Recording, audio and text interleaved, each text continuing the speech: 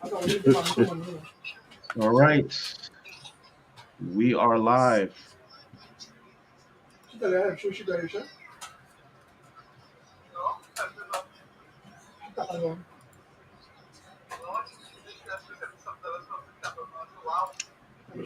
Sticky note. So,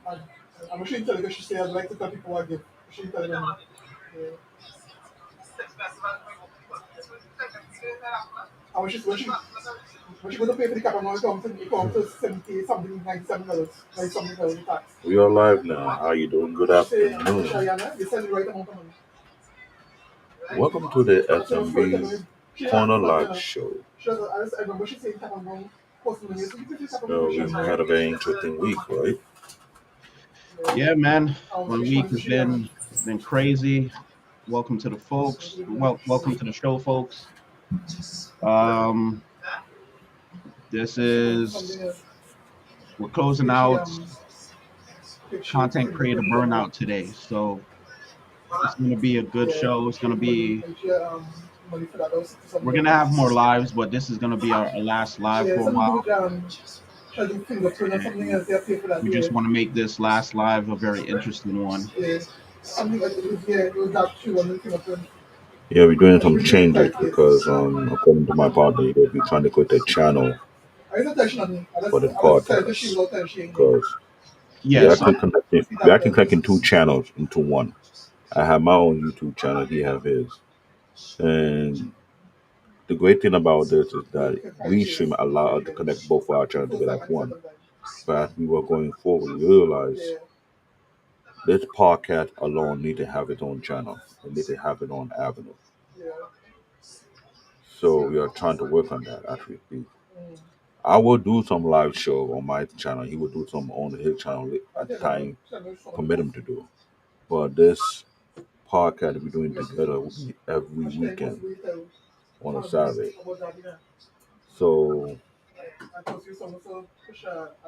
we want to make sure we give you the best content we can give you guys on a very professional level because we are professional as well. And there's so much we have to do to make sure our content come out well. Because he using his passion, I'm using my passion together as one to give you a different view of certain things from my experience. So if you do a recap, hey, knowledge and relation to how you doing. Thank you for coming up to the show. Um, we're doing a recap and trying to finish up this silly called burnout because we really had a very interesting conversation. As we look back, we talk about what the definition of a burnout is. According to CDC, my partner said, CDC considers burnout as a mental epidemic where many people are suffering from this. Many people are not realize they are not only cutting themselves short, but it's been a thing that's been here in this country for so many years and it kind of been overlooked until now. We were comparing different countries based on their work environment, how they help people to keep a balance of the workplace and the workforce or the work ethic they have. We had people come up on the show on our last episode who shared insight, what it's like to. Hold on, give me a moment. You can take over. I need a moment. It's a lot all on my right. mind. So we had people come on the last week's stream. They were from different industries, so they talked about burnout from their industry aspect, from their day-to-day life. It was very interesting hearing everybody's point of view on burnout from their career. So it was definitely very interesting, something good to watch. We went for 5 hours hearing everybody's thoughts and ideas. So it was definitely really good. It's more than just good. It was something I never knew that I was doing to myself because as I share like what I was doing as an IT professional, I didn't realize I was literally taking a dangerous risk with my own life. We live in a country whereby the work environment will push you beyond your limit without you realize you're doing that to yourself for the sake of a paycheck, for the sake of able to pay the bills in the household, for the sake of having a roof over your head, for Hmm. the sake of paying that car note or that student loan, for the sake of getting out of debt. A lot of people have gone to the level whereby they forego their mental health, which connected to their physical health, and end up getting some undercover repercussion behind it. When I have two of my colleagues, including Marvin and another guy who came on the show named Peter Rocco, they mentioned how I didn't even care if I was training myself, but I didn't know there was a bad habit that many of us do on a day-to-day basis, not thinking about what will be the aftermath Hmm. of all the conversations. Hey, Jenny, how you doing? Of all Hey, the conversations we had, happy Saturday. the one person that scared me the most was Mandra when he mentioned what the military goes to, the United States military. Uh huh. I'm gonna take a little time to talk about that because it now allowed me to see this is a trend that have been trickled down all across the military. You burn out at at the mental badge if you think about it. If you burn out, Hmm. so what? You can keep moving. We're training you to do a certain thing. Then you find out veterans after they don't sacrifice their life for the betterment of this country. The aftermath that is something that have been overlooked for decades, Yeah. and there was not enough. There was not even more than enough help provided for the people. If y'all look back from last week's episode when Manjo was breaking it down, what he had to go through, and even when he came out, lucky for him, he was set up whereby he don't have to work. Yeah. Even though after he got out of the military, he worked for the government for a couple of years. He stacked more than enough resources and money whereby he don't have to work for month upon month, but he got to run his own business. So he's set. But the repercussion of what he had to go through, it was something whereby you have to take sleeping medicine to force yourself to sleep. You could go almost awake for 2 to 3 days. Hmm. I was like, how does the body function? And he said it's like normal. After you go through for so many years, it's like a regular thing. So as I look at that, I look at police officers, I look at fire department, I look at the people at nurses, I look at the people at teachers, our profession. How many people across the board had experienced burnout and didn't realize they were going through burnout and they just brush it off like it's a badge of honor. Now realize it's something you can overlook. Because in the long run, when you get older, you start to feel the after effect behind it. I don't think anybody even realized they're going through burnout because it's not something that it's not something that's told to everybody. You know, we'll chalk it up to like, oh, you're stressed out or something like that. We hear that a lot, but we don't hear the words, oh, you're burning yourself out. You know, that's the thing. It's something that's not told to us. It's not that it's not told to her. It's like they made it seem like nah, it's no big deal, man. Suck it up. You can do this. I remember working in Walmart in Long Island overnight shift. You put in all these heavy pallets of product, from fertilizer to electronic and to clothes, etc. I remember I was pulling over a 1,000 pound plus pallet like it was nothing. But I was leaning at a 45-degree angle, pulling out the speed, one arm just showcase. I was like, yeah, it's no big deal, but these things add up. Yeah, You man. work in a furniture store, you live in heavy furniture, going up and down the stairs. How much time do you give your body? How much time do you give your body to recuperate before you go back to work? 30 minutes, 15 minutes, an hour even enough to begin with? The IT professionals who are running around like their head cut off, going up and down multiple floors, fixing computers, fixing laptops, fixing projectors. We configure the conference room, make sure everything's working at the phone line. They go underneath the table. They carry heavy equipment up and down, left and right, going to the cabinet, going from one building to another building, coming back. Then, God forbid, you are tired. You can't even take a power nap. You call sleeping on the job. It's a problem. Yeah, that's a write up. Real talk. IT professionals, you work for a big corporation and they have multiple buildings throughout Manhattan, and you have to bounce around multiple buildings. You don't tell me that will burn you out for real? Let's forget IT, police officers, what they got to go through. Do Yeah, they even got time to take a break? You know, they do take a break. They got to keep they got to keep their guards up. Big Bad Blue, welcome to the show. I appreciate you being here. what's going on?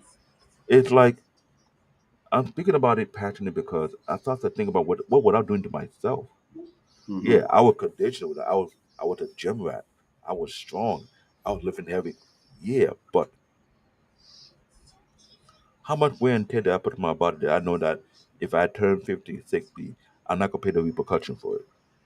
Yeah, that's it's a good question. It's a good question.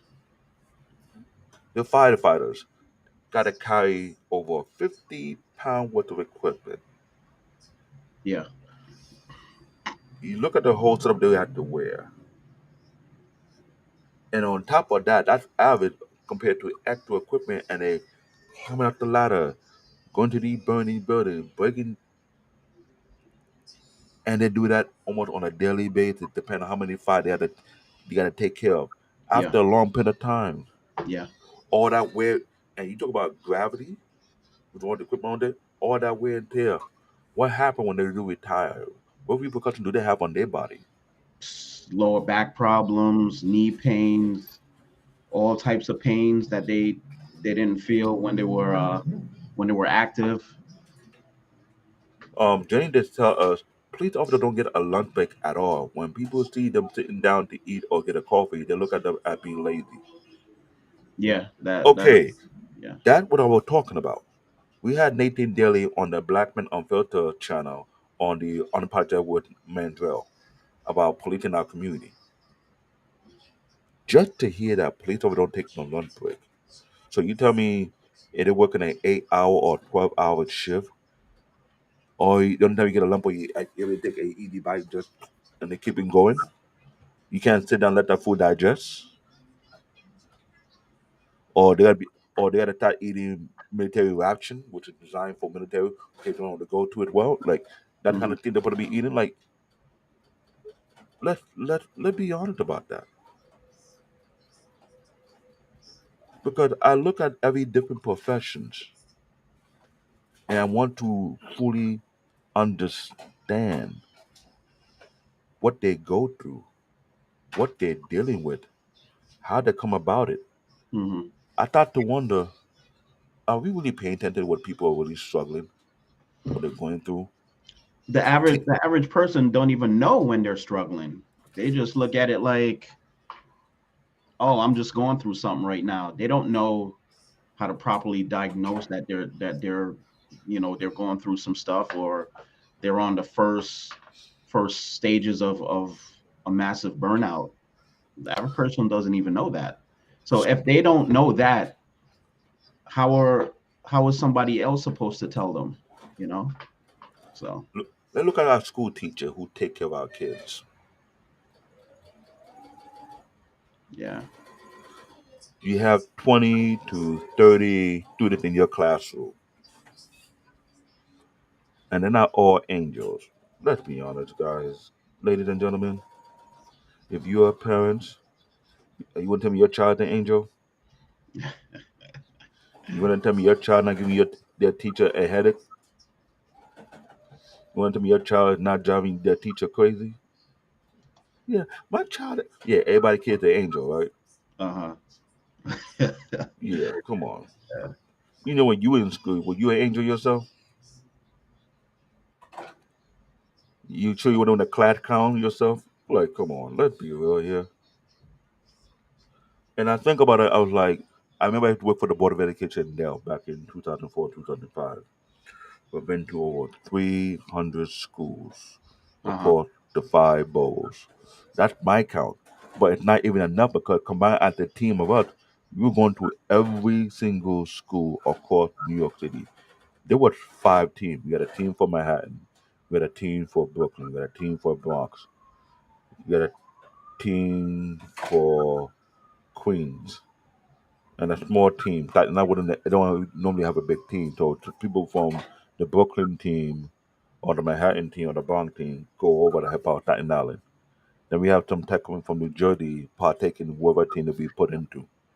Now you have these big. I'm talking about these big schools that have like 4, 5, or 6 floors, and 9 times out of 10 they don't even have elevators because these school buildings are outdated buildings, whereby they're able to get the funding to reconfigure their building to install an elevator. You know how long that takes? Mm-hmm.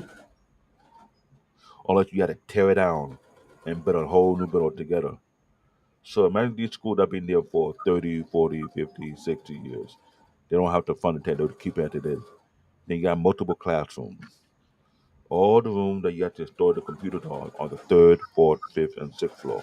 Yeah. From computer lab to classroom, from library, etc. And you have a 18-wheel truck that being about a 2,000 plus or 4,000 plus piece. You shipping about 800 laptops, 1,000 desktop with 1,000 monitors, about 40 to 50 printers. Out of the number of 40 to 50 printers, about maybe 20 about small printers, and the rest are the big, Yep. bulky. Xerox. Yeah.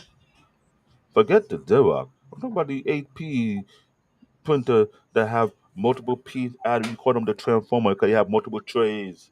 All the Mm-hmm. so you have to interconnect them together. You have to screw and lock it in. They have multiple. Like, come on, you know how heavy that is? That you had to carry up the staircase. Those big printers weigh at least 100 pounds. Now, not everybody able to carry it, and God forbid you don't have a proper hand truck. I remember on that project, I had to swing no bad boy, put on my back, arc myself 45-degree angle because the stairwell was designed for kids. It's not designed for adults. So we had to. Adults bringing up equipment. Yeah. Now our team don't have what the other team who do the lockdown.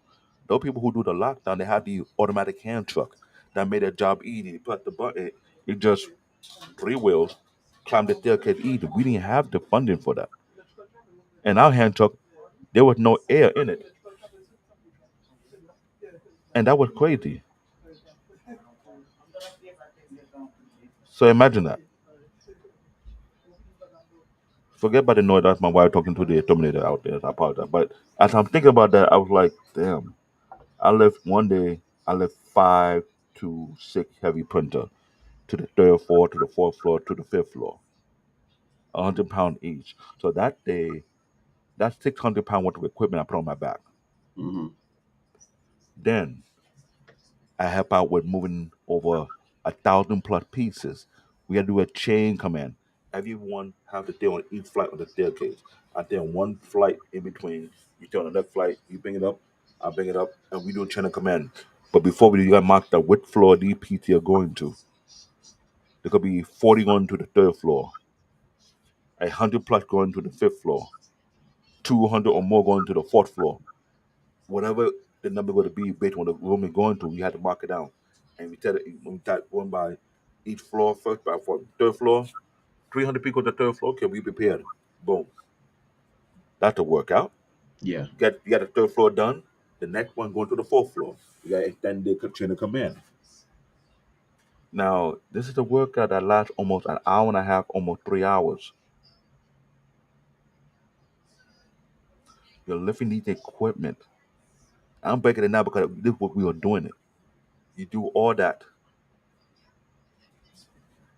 Once that's done, they had to catch a breather.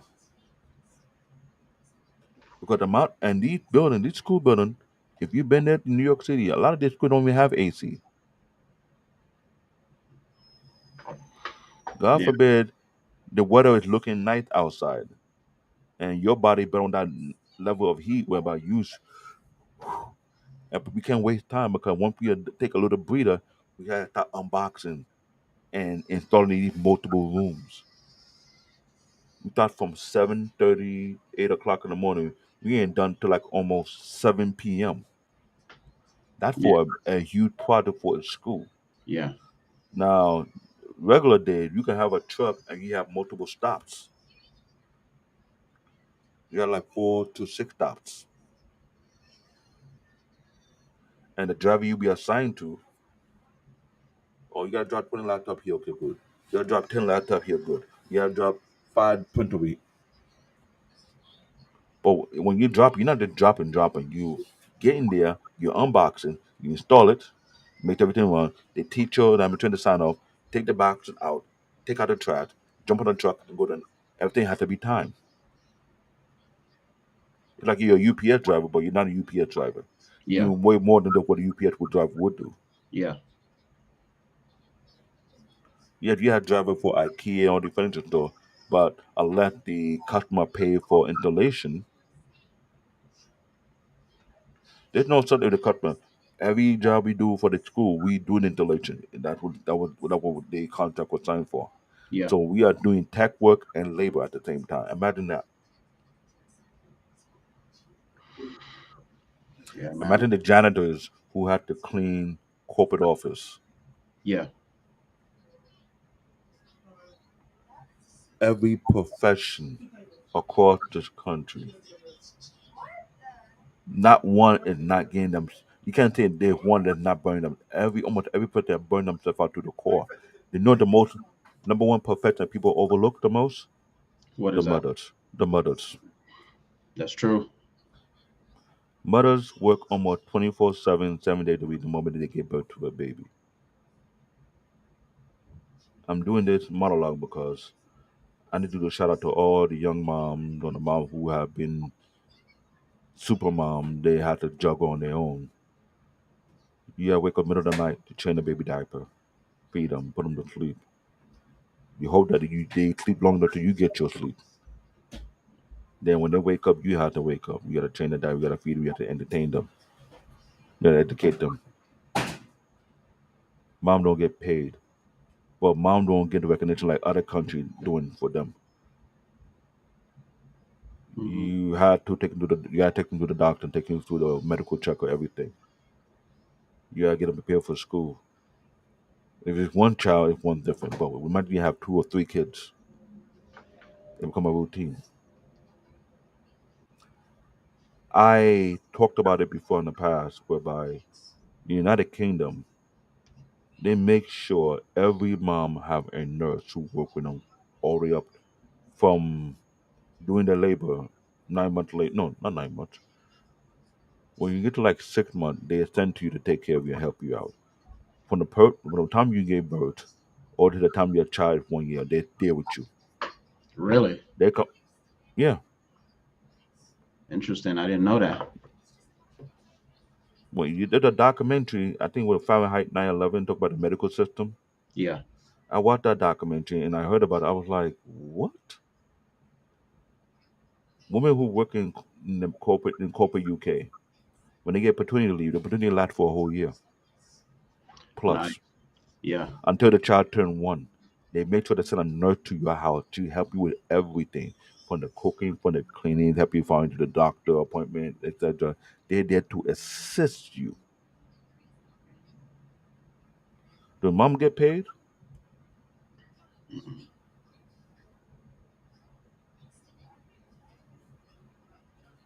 What Wait. they So go you're through a lot.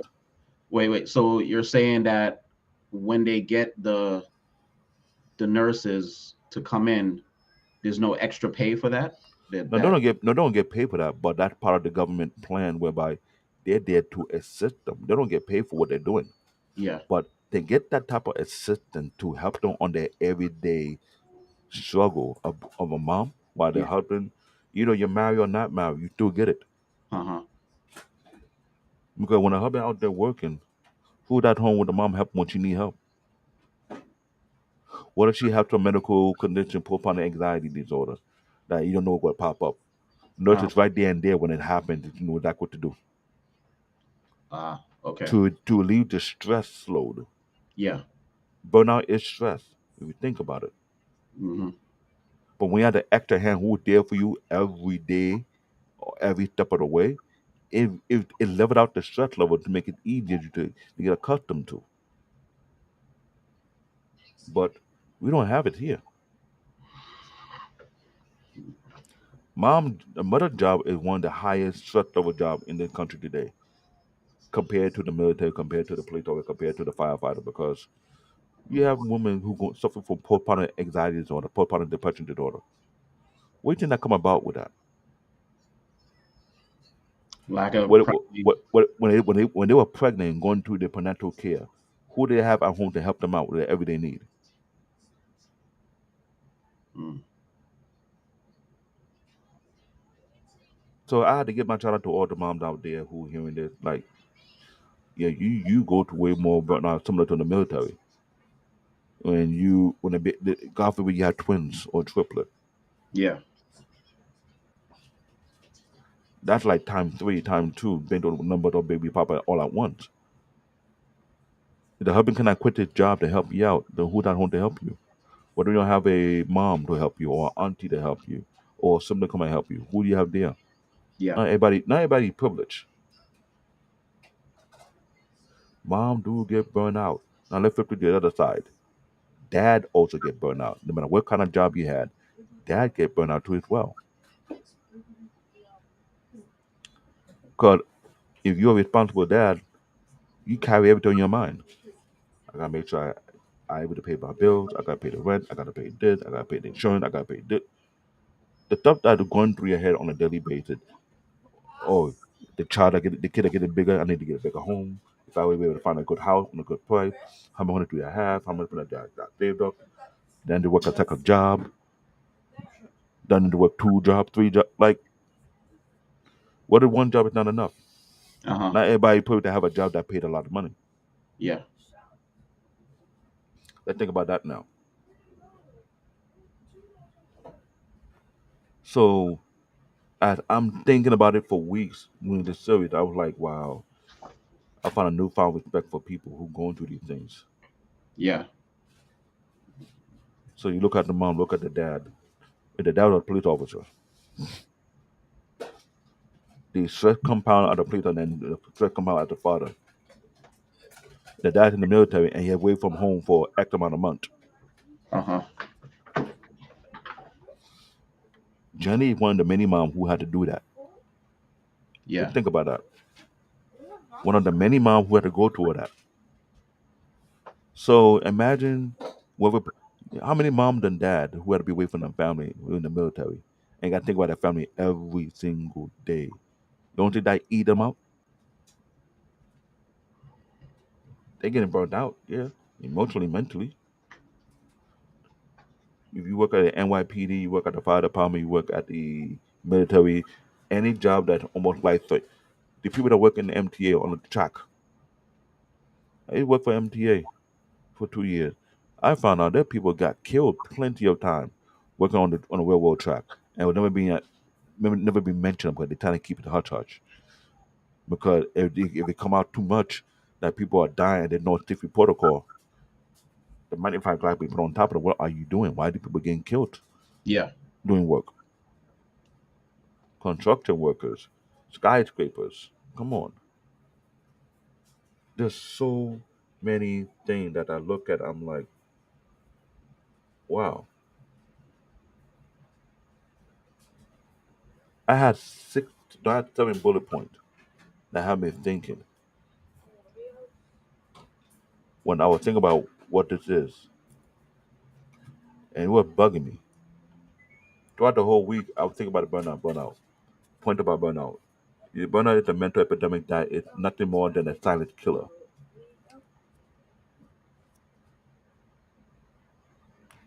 You can't tell me that's not wrong. No, that's not wrong. That's basically straight to the point right there. How many people who they're the young girl. I remember working under the NYPD, now more call center in the Bronx. Yeah. So rest in peace. Very beautiful spirit. I had to walk around the number one call center and just crack jokes, make people feel a little bit alive because it's a very tense, high pressure job. You're getting all type of calls left and right. There'll be days whereby the call are ringing on multiple phone lines because they want you to event that happen, a fire that happened, or an explosion that happened, or a shooting that happened, multiple people injured, multiple people calling at 911 like out of nowhere. Uh-huh.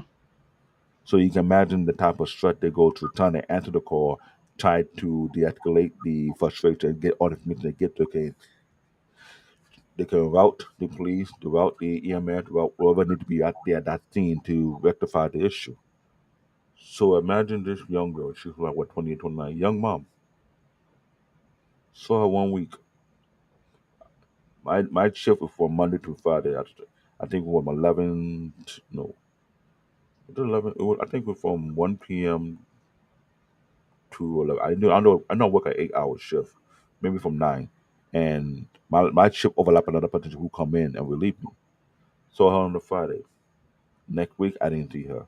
For 2 weeks I didn't hear nothing about her. Yeah. Somebody told me, you know, she when she came on a Saturday, she had a heart murmur. Then when she finished her shift, the moment she stepped out of the building in less than 5 minutes, she collapsed and died in front of the NYPD 911 call center. Yeah, man. It's a silent killer, pretty much. The other way, she was burning herself out. The workload, what she was doing at the mom, single mom, coming to at the supervisor, doing these things, it is scary, literally scary. And when I heard that, I almost cried. I was like, she did what? I would think when you have a hot moment, you say, "Oh, I need to call out." I need no. She completed her shift while she was having a heart murmur, and on our way home, in less than 5 hours, she stepped out of the building. She collapsed and just dropped it and died. That's the thing with most jobs I don't understand. It's like if you know you're not feeling good or you just know that you're not something's off, they won't they won't allow you to just basically say, "Hey, take the rest of the day off" or something like that. They won't even give you that. The most jobs like that, you have a supervisor that will tell you, "Hey, take a 15 and then, get back to work or whatever." That 15 is not going to do anything for you. So it's just I never so you were talking about before that this is only in the US, and that's a problem that I believe people need to start looking into, because right now we were talking behind the scenes, and right now what's going on in the corporate world is a mass, resignation of people leaving their jobs because whatever the COVID mandate or whatever. But it's just people don't want to deal with that anymore. They don't want to deal with that stress. But I think this is something that we need to bring to the forefront and start talking about it a little bit more. The causes of burnout, how to identify it. If you identify you're going through burnout, what steps you need to take. You know, And not everybody have a outlet. yeah, Let's that let's is be true. let let's just be honest here. Every profession that is being run in this country today, not everyone have the privilege to have an outlet to deal with the burnout. There are people, especially in New York, who work 2 to 3 jobs. I remember when I was in college, I almost worked 3 jobs. Yeah, I did too. Trying to be a full-time student and you have like 2 or 3 different part-time jobs and you're Yep. trying to juggle that with your studies. Yep. A lot of university students who are not privileged go to burnout and they don't realize it. Hmm. You're trying to make sure your money doesn't go down the drain. You're trying to make sure you pass your classes, you get your degree. You And got once you money get for the your books. You got money for your books. You got money for whatever equipment you need to buy from your school. Yeah, I've been there, bro. Now, if the part job don't work, well, let me flip on that side. ATL. How many young girls do you know don't want to even take part job because it's not making the kind of money they need? They will take the other route, Yeah. and the yeah, it make a lot of money, but you don't think for a second they're suppressing the fear or the anxiety in their heart and kind of Hmm. brush it off. So they do their little routine, make that money, and go home like it's no big deal, and put in the back of mind, this is for the bigger good, this is for the greater good. It's not going to affect me down the line. Like, come on. Yeah. Some people are hoping that okay, if I just hide my face or wear a shade, I do OnlyFan or whatever. Like it's not gonna mess up my family. Like people had to rationale their moral foundation, their mental foundation, if it's worth it or not, to make specific choices. We create an environment whereby it's do or die. Yeah. If you want to pay that bills, you do what you need to do to get the money.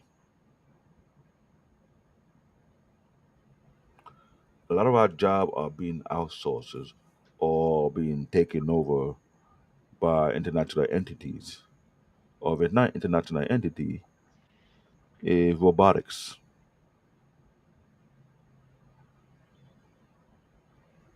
You gotta look at what's going on. It's like this is what I was talking about in all the other panel about. We're not using our constitutional right to create the environment that's best for us. Yeah. We are so buried into our work and our daily life, we don't pay attention to who we put into office, and these people create the environment based on the suffering. They capitalize on our suffering Yeah. and make money out of it. We're in a nation that almost every politician who spend more than, hey, what's up, Tommy? What's going on, man? I wanted him to come on, but I know he will be. This is a single dad who got full cut of his kids, a Wow. former a former veteran and a truck driver. Yeah. You can't tell me that's not stress right there. I imagine how many times he get burned out the truck driver, the veteran. We'll talk. That's a lot. That's a lot on one man's plate. Yeah, but he was conditioned for it. See, when I say I was conditioned to do the workload I was doing, Yeah. that's why I say burnout is a silent killer.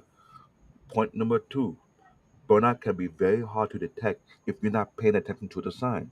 How Exactly. often do we pay attention to the sign of we killing ourselves? Another question is, how can we tell what the signs are? That's the thing. I mean, like I was saying, it's just like people if we're not talking about it and things are not being put in place where you could see the signs that you're going through burnout. The average person's not going to know what they're going through. They'll just chop it up to like, oh, I'm stressed out this month, or the past 6 months have been hard.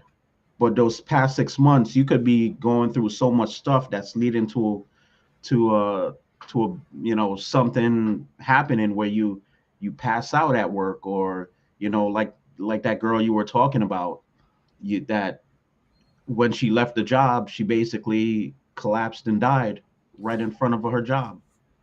You can have family issue, relationship issue, financial issue that is weighted on your mind, your heart, combined with the work environment issue. Yep. And you trying to find a solution, you can't even get a breather. Yep. We have a homelessness epidemic in this country today. Hmm. In New York City, MTA subway system is like an artificial homeless shelter. Pretty much. Yeah. Pretty much. I say it again. MTA subway system is almost like an artificial homeless shelter. I told Anton Daniel, shout out to Anton Daniel, You talk about having a meet and greet in New York. I tell you want to bypass New York City. It's not safe for you guys. You could take the subway like me and Marvin. We on a daily basis before C19 came into existence. We ride the subway system on a daily basis. We see what we see on a daily basis. It Yeah, got even worse because of C19. I don't want to say the actual word because I want to get our channel flag whatsoever. yeah. But So we just say C19. Yeah, yeah, as as it got out of hand, every day something crazy going on the MTA subway system or on the bus, depending on the community. Now you in Manhattan or you're downtown Brooklyn, where these homeless people hope to get money from people. You can see these people sleeping on the street, sleeping on the block right in front of you. A lot of people are moving out from the city because the rent is ridiculous. rent is ridiculous. Crime is on the rise. And talking about what you were saying, the homeless using a subway as a shelter. So Friday had to go down into the city for an appointment. When you're at a station and they have that underground walk, you go down and then walk Hmm. up to the next platform. So I walked down, crossover, and that crossover section, there were, three homeless people just sleeping right there, right in that small little tight walkway. And it's like, hey, man, MTA doesn't see this because they don't walk around and do expect inspections. It's not that I don't see it. I'm gonna blow that spot. These so-called executives don't even care. There was a time this guy from Toronto, Canada, who was brought over here to be the New York City Transit president of the subway and bus. This man took a year to observe, ask questions, to see what the problem is within the New York City Transit before he makes the proper judgment of what needs to be done. And he mentioned the first plan we need to work on and get the homeless people off our system. No, all the other executives say, oh, no, no, no, no, no, we can't do that. What do you mean you can't do it? What? You have executives on the board of directors in MTA who are telling the newly elected, newly appointed New York City Transit president that you can remove the homeless people off the subway system. Can you imagine that? That's crazy. But we, the commuter who pay use our hard-earned money and pay for the service, we can request for a better environment. We pay to get on the train.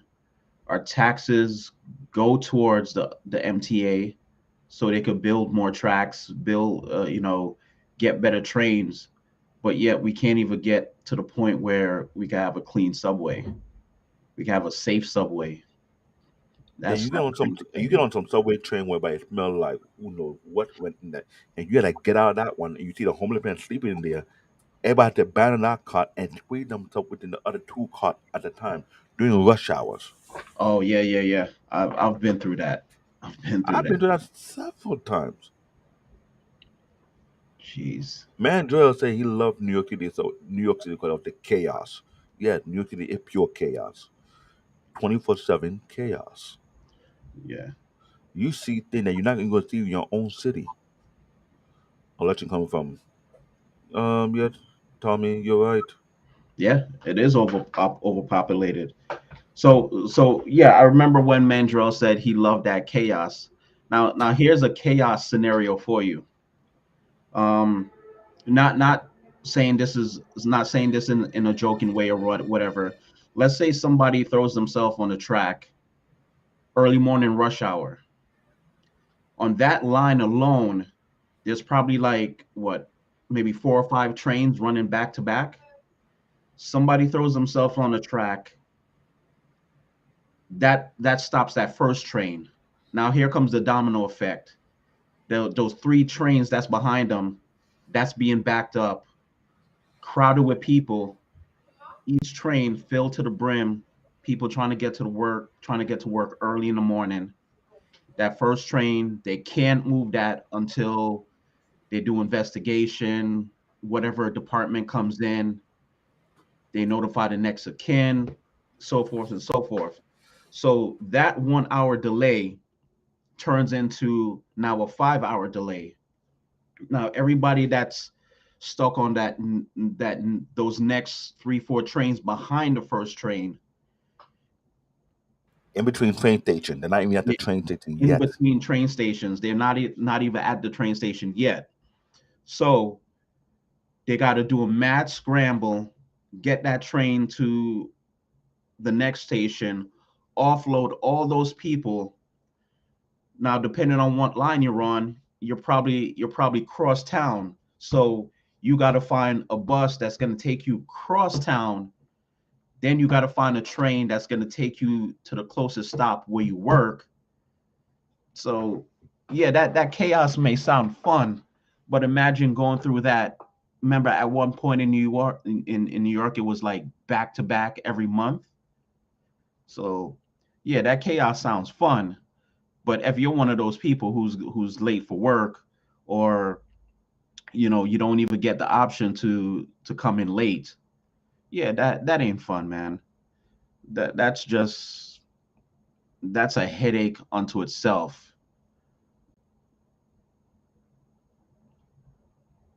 I totally get it. And there's not where there was a time where we went back to back, but it was almost like on back to back other days.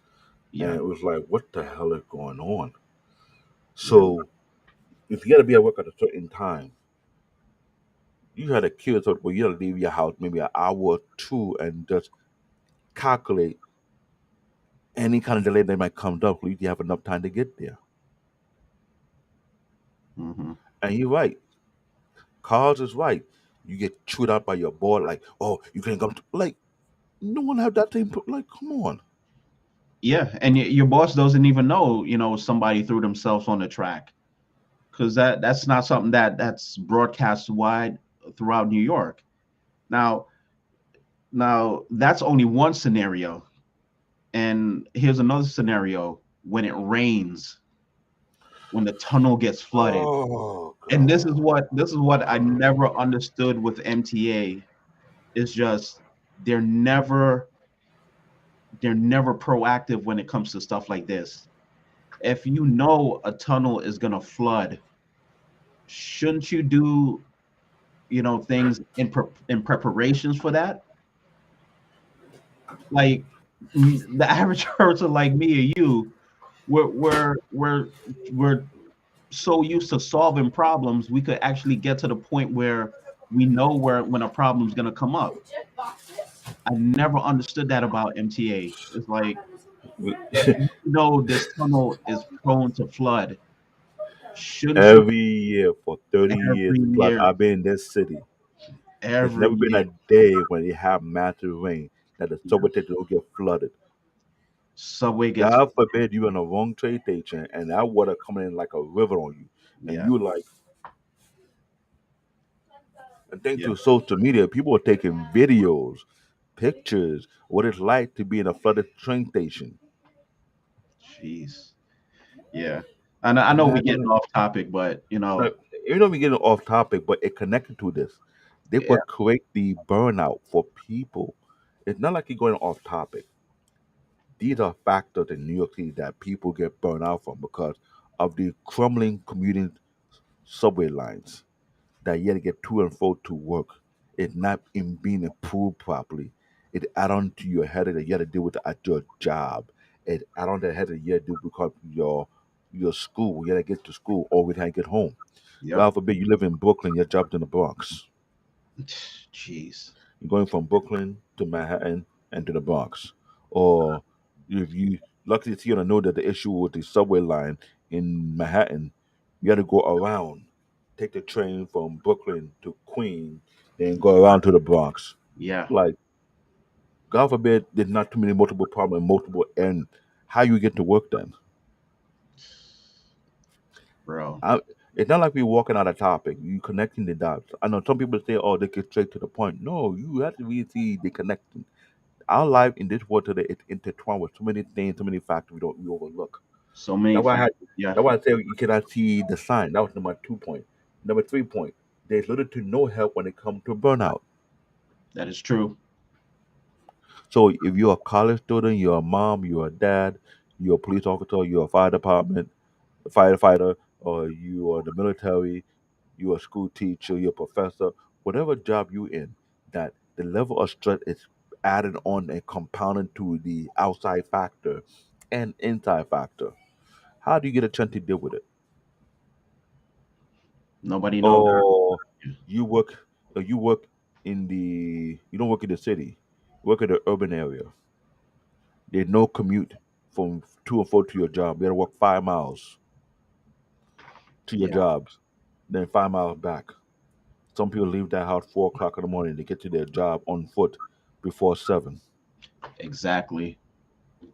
Exactly. I hear these stories, so it's not like I'm just straight on top. I think sometimes people want to have a short, straight Twitter-like answer. No, our answer is not like Twitter.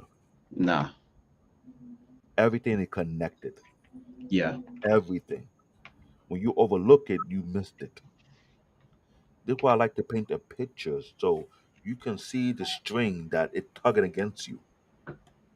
If you're living in an overpopulated city like New York City or California, and rent is going high, I should say, unless you think like, I'm not trying to be racist, like you think like a Chinese, let 9 you people live in a one-bedroom apartment. What ethnic group would do such a thing? Yeah. Who like to have their own space? A two-bedroom apartment go from 2250 to 2500 in New York City Yeah. without no regulations. No regulations. Yep. Hey, you want to tell a link? Want to tell them a link for Tommy? You can let us know what the truck driver feel like All right. Let me send them a link.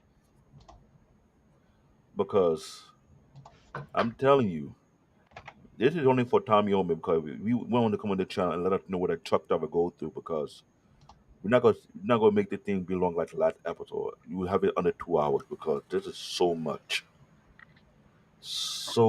that it been bothering me for the week. I didn't even realize I was killing myself. And as I did my bullet point, it got me thinking like, damn, this is for real. This is serious.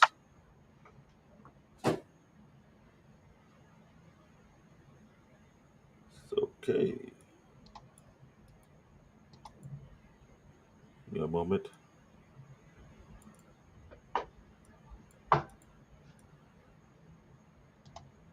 I'll post it in the chat. People didn't see it in the chat yet. Tommy, click that link. You can come in. This is something that I cannot lie to nobody. This is a conversation that you need to have on your dining room table How to spot the signs of burnout. with your spouse, with your couple, your family member, your brother, your sister, because some people are end up in the mental hospital. And when you add to this, some of the homeless people are mentally ill already. They got kicked out because one, they can't pay for the medical bill. Two, there's no space for them. So they're already being who know what they went through that got them Mm. mentally ill, had schizophrenic and then some. Yeah. What environment created that? Are they trying to fix these people? No. But they throw these people out here to be a recurring factor to our own burnout as well. They said on the news recently, some some maniac was slashing a homeless person. He had blood all over himself. What make him lose his mental control of his own individuality to go crazy?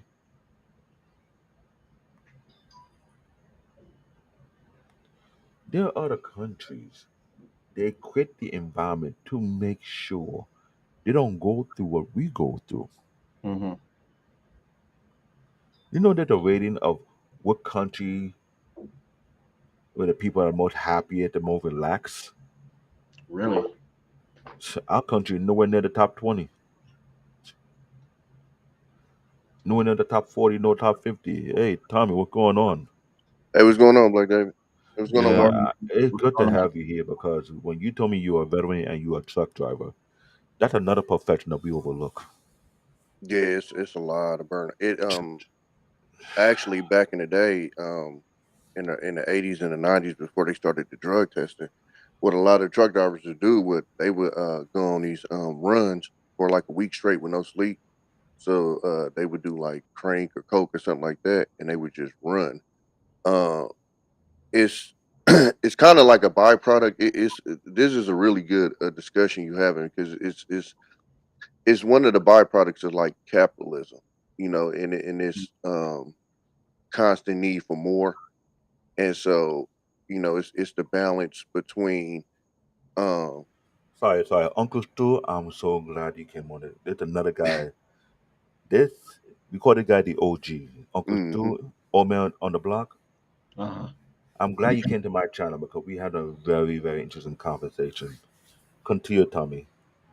Yeah, so it's and just a profession as it is, especially like if you're an owner operator, like you're paid on what you do, and so like for somebody like me, that's kind of hard because like when I first got into it, they would say, "Oh, you can make this much up to this much," and for me, I don't even want to hear the low number. How do I get to the high number? That's just how my brain operates. So, the first time I got in my truck, um, at my truck, not driving the truck, but man, I drove for I think it was 36 straight hours. I Mm, um I damn. started off here in Stockton. I went to Sacramento. From Sacramento, picked up a load, went to LA, dropped off, picked up another part of LA, took that to Arizona, dropped off, picked up there, went up to Utah, dropped off in Utah, and then ended up going to Vegas. No sleep. And then when I, parked in Vegas, I crashed for like 16 hours. But it's a it's a healthy. I'm not going to say it's the unhealthy balance. With trying to maximize financially, but Hmm. then also not burn out. And then when you live in places like you guys in New York and I'm in California, where you almost gotta hustle like that, just to survive and live a decent life. It's kind, and then like for you guys, you guys are talking about the train system. Our equivalent would be like just the freeway traffic. Yeah. One thing Yeah. happened on the freeway. I've been in LA before in my truck, bro, and I went 30 miles. It took me 3 hours. Like, Damn. yeah, it gets thick out there. So like all the stories you hear, if you never experienced, it's real. It's certain freeways though. It's not the whole thing, but nah, Yeah. that traffic out there is pretty much second to none. It's pretty bad. And I say that because I know you guys traffic are is pretty bad, but you got that option of the subway, which I think you guys probably got the best subway in the world. Um, Out here we got decent subways, but I'm saying as far as like you can maneuver without a car. Yeah. Out Yeah. here you have to have a car. Yeah. When I went to the military and I met grown ass people from New York who had never had a license, that shit too. I was like, wait, what? It's Yeah. like, yeah, dude. And then because I'm from California, I had never been to New York, so I had never even fathomed that you didn't drive anywhere. And they, oh yeah, we just take the subway, and we Yeah. have a subway out here called BART, Yeah. but that's the option when you don't have a car, and then it's kind of like you look down upon because like, oh, you broke, you on BART. You know what I'm saying? Like as for y'all, like you said, you be sitting next to a damn millionaire on the train. Yeah. Out here, nah, we drive it. Yeah. So our equivalent would be kind of like the freeways because even the Bay Area traffic is not as bad as LA, but it is pretty bad. So Yeah. I got some family out in the uh, Silicon Valley area, oh, uh, that's the Bay, yeah, San Francisco yeah. area. Yeah. Oh yeah, yeah. So yeah, they'll tell you some stories about some They tell traffic. me about it. Yeah, Yeah. but and then as far as like the military, man, it's a mix of a lot. When you first go to boot camp, man, they keep you up for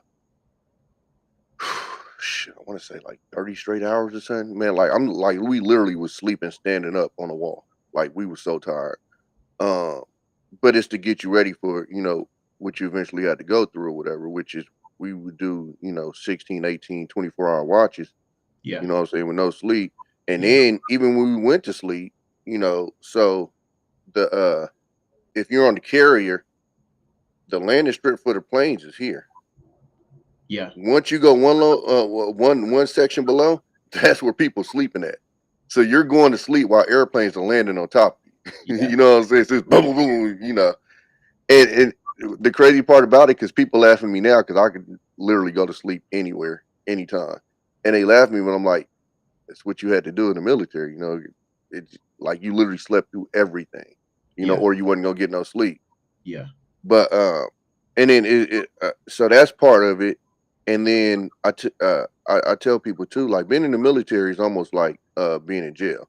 And when I say that, I mean as far as like your life is your life here, but the life that you left is still going. So when you come back, it's so much stuff that has changed. It's almost like, when you're in jail. So that's why, like, I don't even think people really understand when people get these numbers and they go to jail. Like my brother's been in jail for he's been in the pen for 15 years. Wow. So in the 15 years, you just think about how cell phones done changed, how TVs done changed. You know what I'm saying? So Yeah. that's a big thing with the militaries. When you're in there, man, I had I don't know how many partners that passed away. My grandma passed away. When I was in boot camp, um, I found out my sister had moved to Vegas, and then something happened, and my dad went out to go get her, and he found out that she was on drugs. Um, it's just so much stuff that happens, um, that I guess because when you're home, it seems like it goes slower because you're actually there when it happens. Yeah. But when you're away, it just seems like it's just stacking. It's just But Yeah. so that adds to your burnout because of that stuff. Um, you dealing a lot of times with anxiety, stress, depression, all like it's you go through, and then you're away from even the family that you've made, in the military. Then you got to go away from them if you got a wife or kids or something like that. So it's a lot that adds to that burnout um aspect as far as military wise. So it's I don't know. I've always tried to find this balance, especially like with my kids. Of making money and then spending time with them, and it's a crazy balance. So I've even got to the point in my life where I don't even know if I want what a lot of these people are aspiring to get, because I know the sacrifice that it takes for them to get that. I don't know if I want to make that sacrifice as far as like with my kids. Yeah. Yeah. So um perfect examples like with the truck driving thing, man. I've heard so many truck drivers' kids talk about not seeing their dad and this, that, and the other.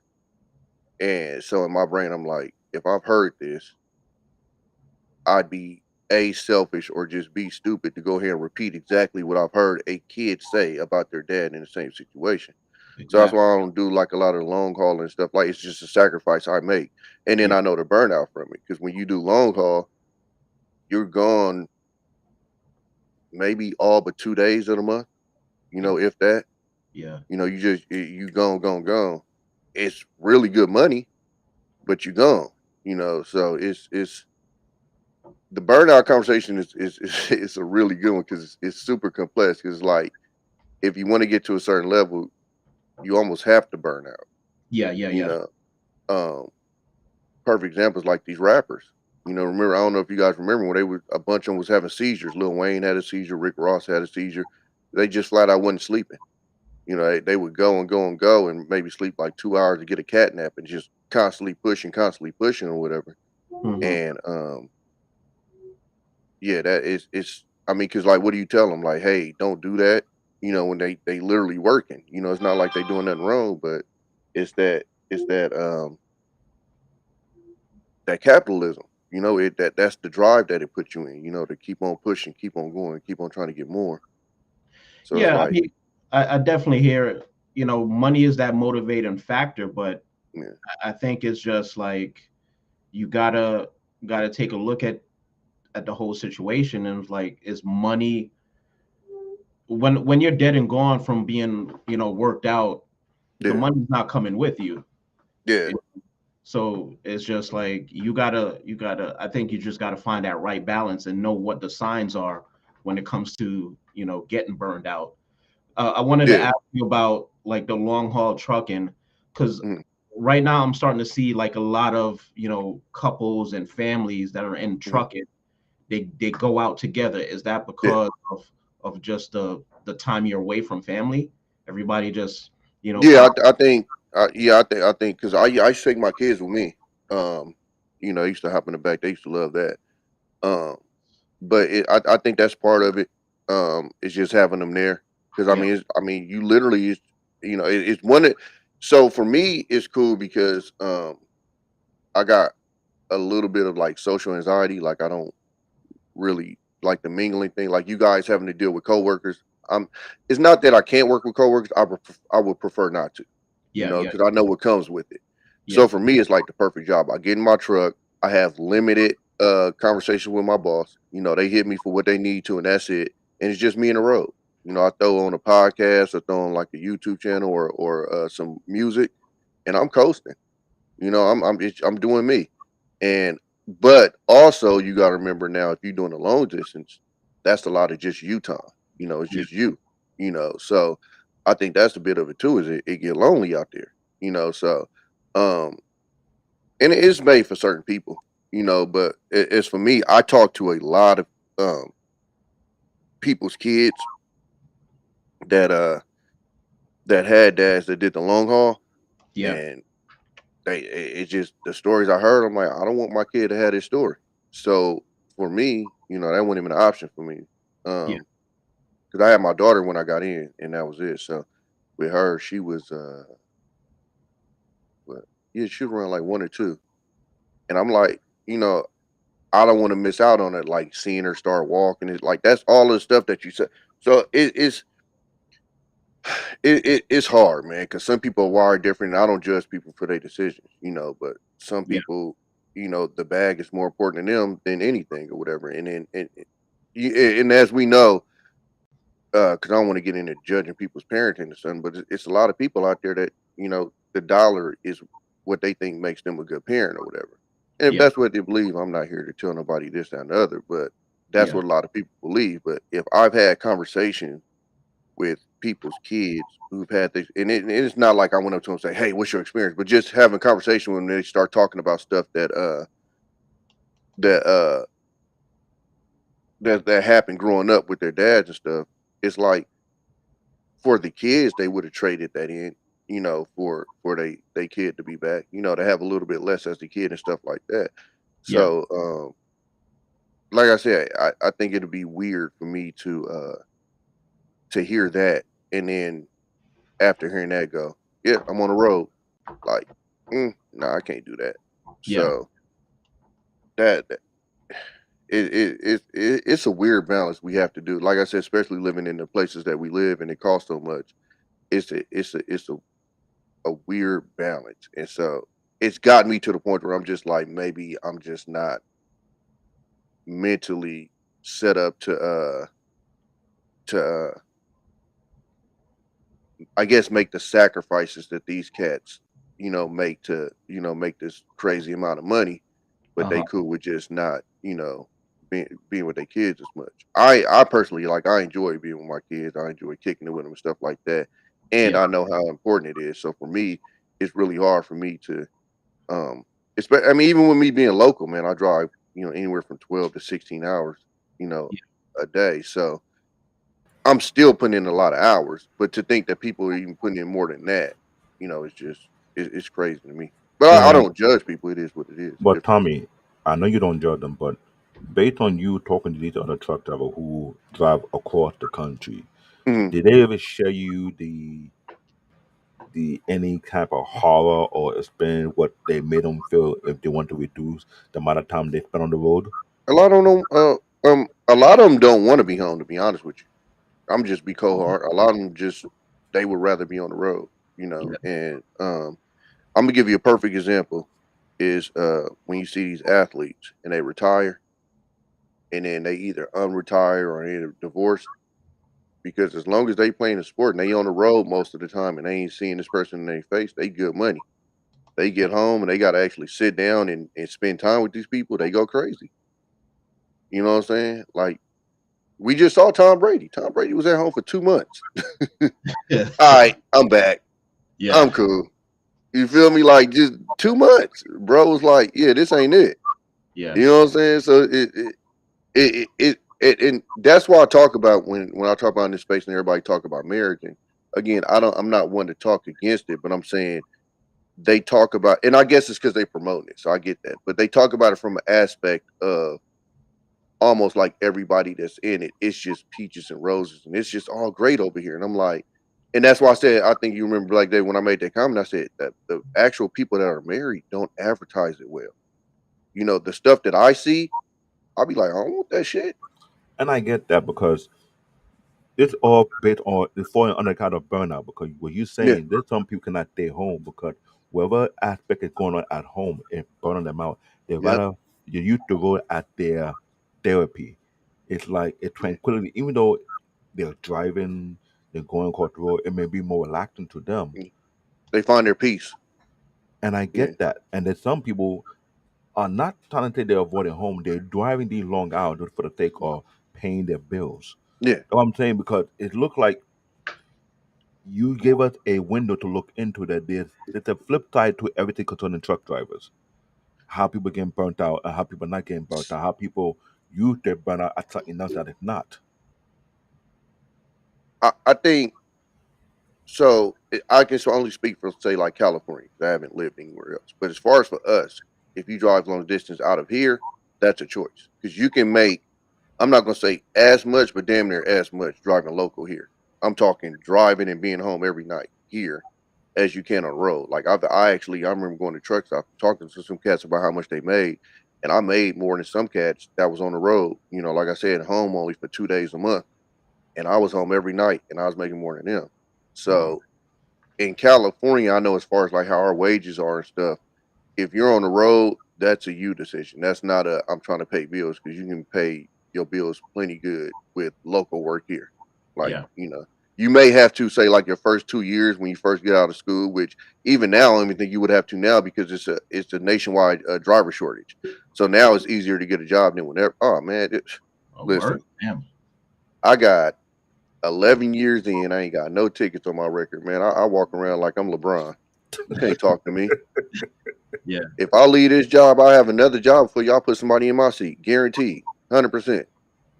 So it's So yeah, I think in that factor, and that's why I had it when uh Black Man was talking about I can't remember if it was just his cousin or something that was on the road or whatever, and he was talking about he had all their kids. That's how he took care of his kids, and that's why I told Black Man, I said, well, and I kind of gotta look back on that because, like I said, I can only speak for California. But if he was in California, I would have more looked at it as like, nah, that's his choice. Because, like I said, if he wanted to be home and kick it with him, you could find a good local, paying jobs that, um, you know, And that's the point that need to burn out because some people had to leave where they live to go to yeah, another state to find a job. yeah, Like I live in New York. A lot of people are leaving New York because they getting yeah. burnt out here from this city is driving them bonkers. California too. It's a And you mass and exodus out of here. I'm surprised. I'm just hearing that from you because Yeah. here we hear the exodus going on in New York City. People Uh-huh. are fed up. People cannot take it no more. They're saying now 40% of the people who work in Manhattan don't want to come back to work because it's Yeah. not safe. Now I'm hearing Hmm. from you that a man actually going on in California as well because I see it on the video. Anton went out there and there were mad homeless people on the street. So I honestly don't know what's going on as far as this homeless thing, but bro, I've never seen it like this. Like this, like it's streets that I went down when I grew up on that just was like perfectly fine. That's literally, I promise you, the entire street is just a homeless encampment. It is like this driving around here. I'm not even joking with y'all. And one day I might film it just to show y'all one time. It damn near feel like the apocalypse, bro. It's so many homeless people out here, bro. I'm talking about like almost every freeway ramp you drive by, it's a Yeah. homeless encampment. It is nuts, bro. I've never seen it. I'm talking about even some of like the good cities, your Santa Rosas, where it's like this is where wealthy get off the freeway, homeless encampment. I'm like, I don't. I've heard different uh theories. I've heard, they busing people here from other places. I've Yeah. heard a lot of them migrate here because the benefits are better here than other places. I've heard a lot of things. I don't know what it is. All I know is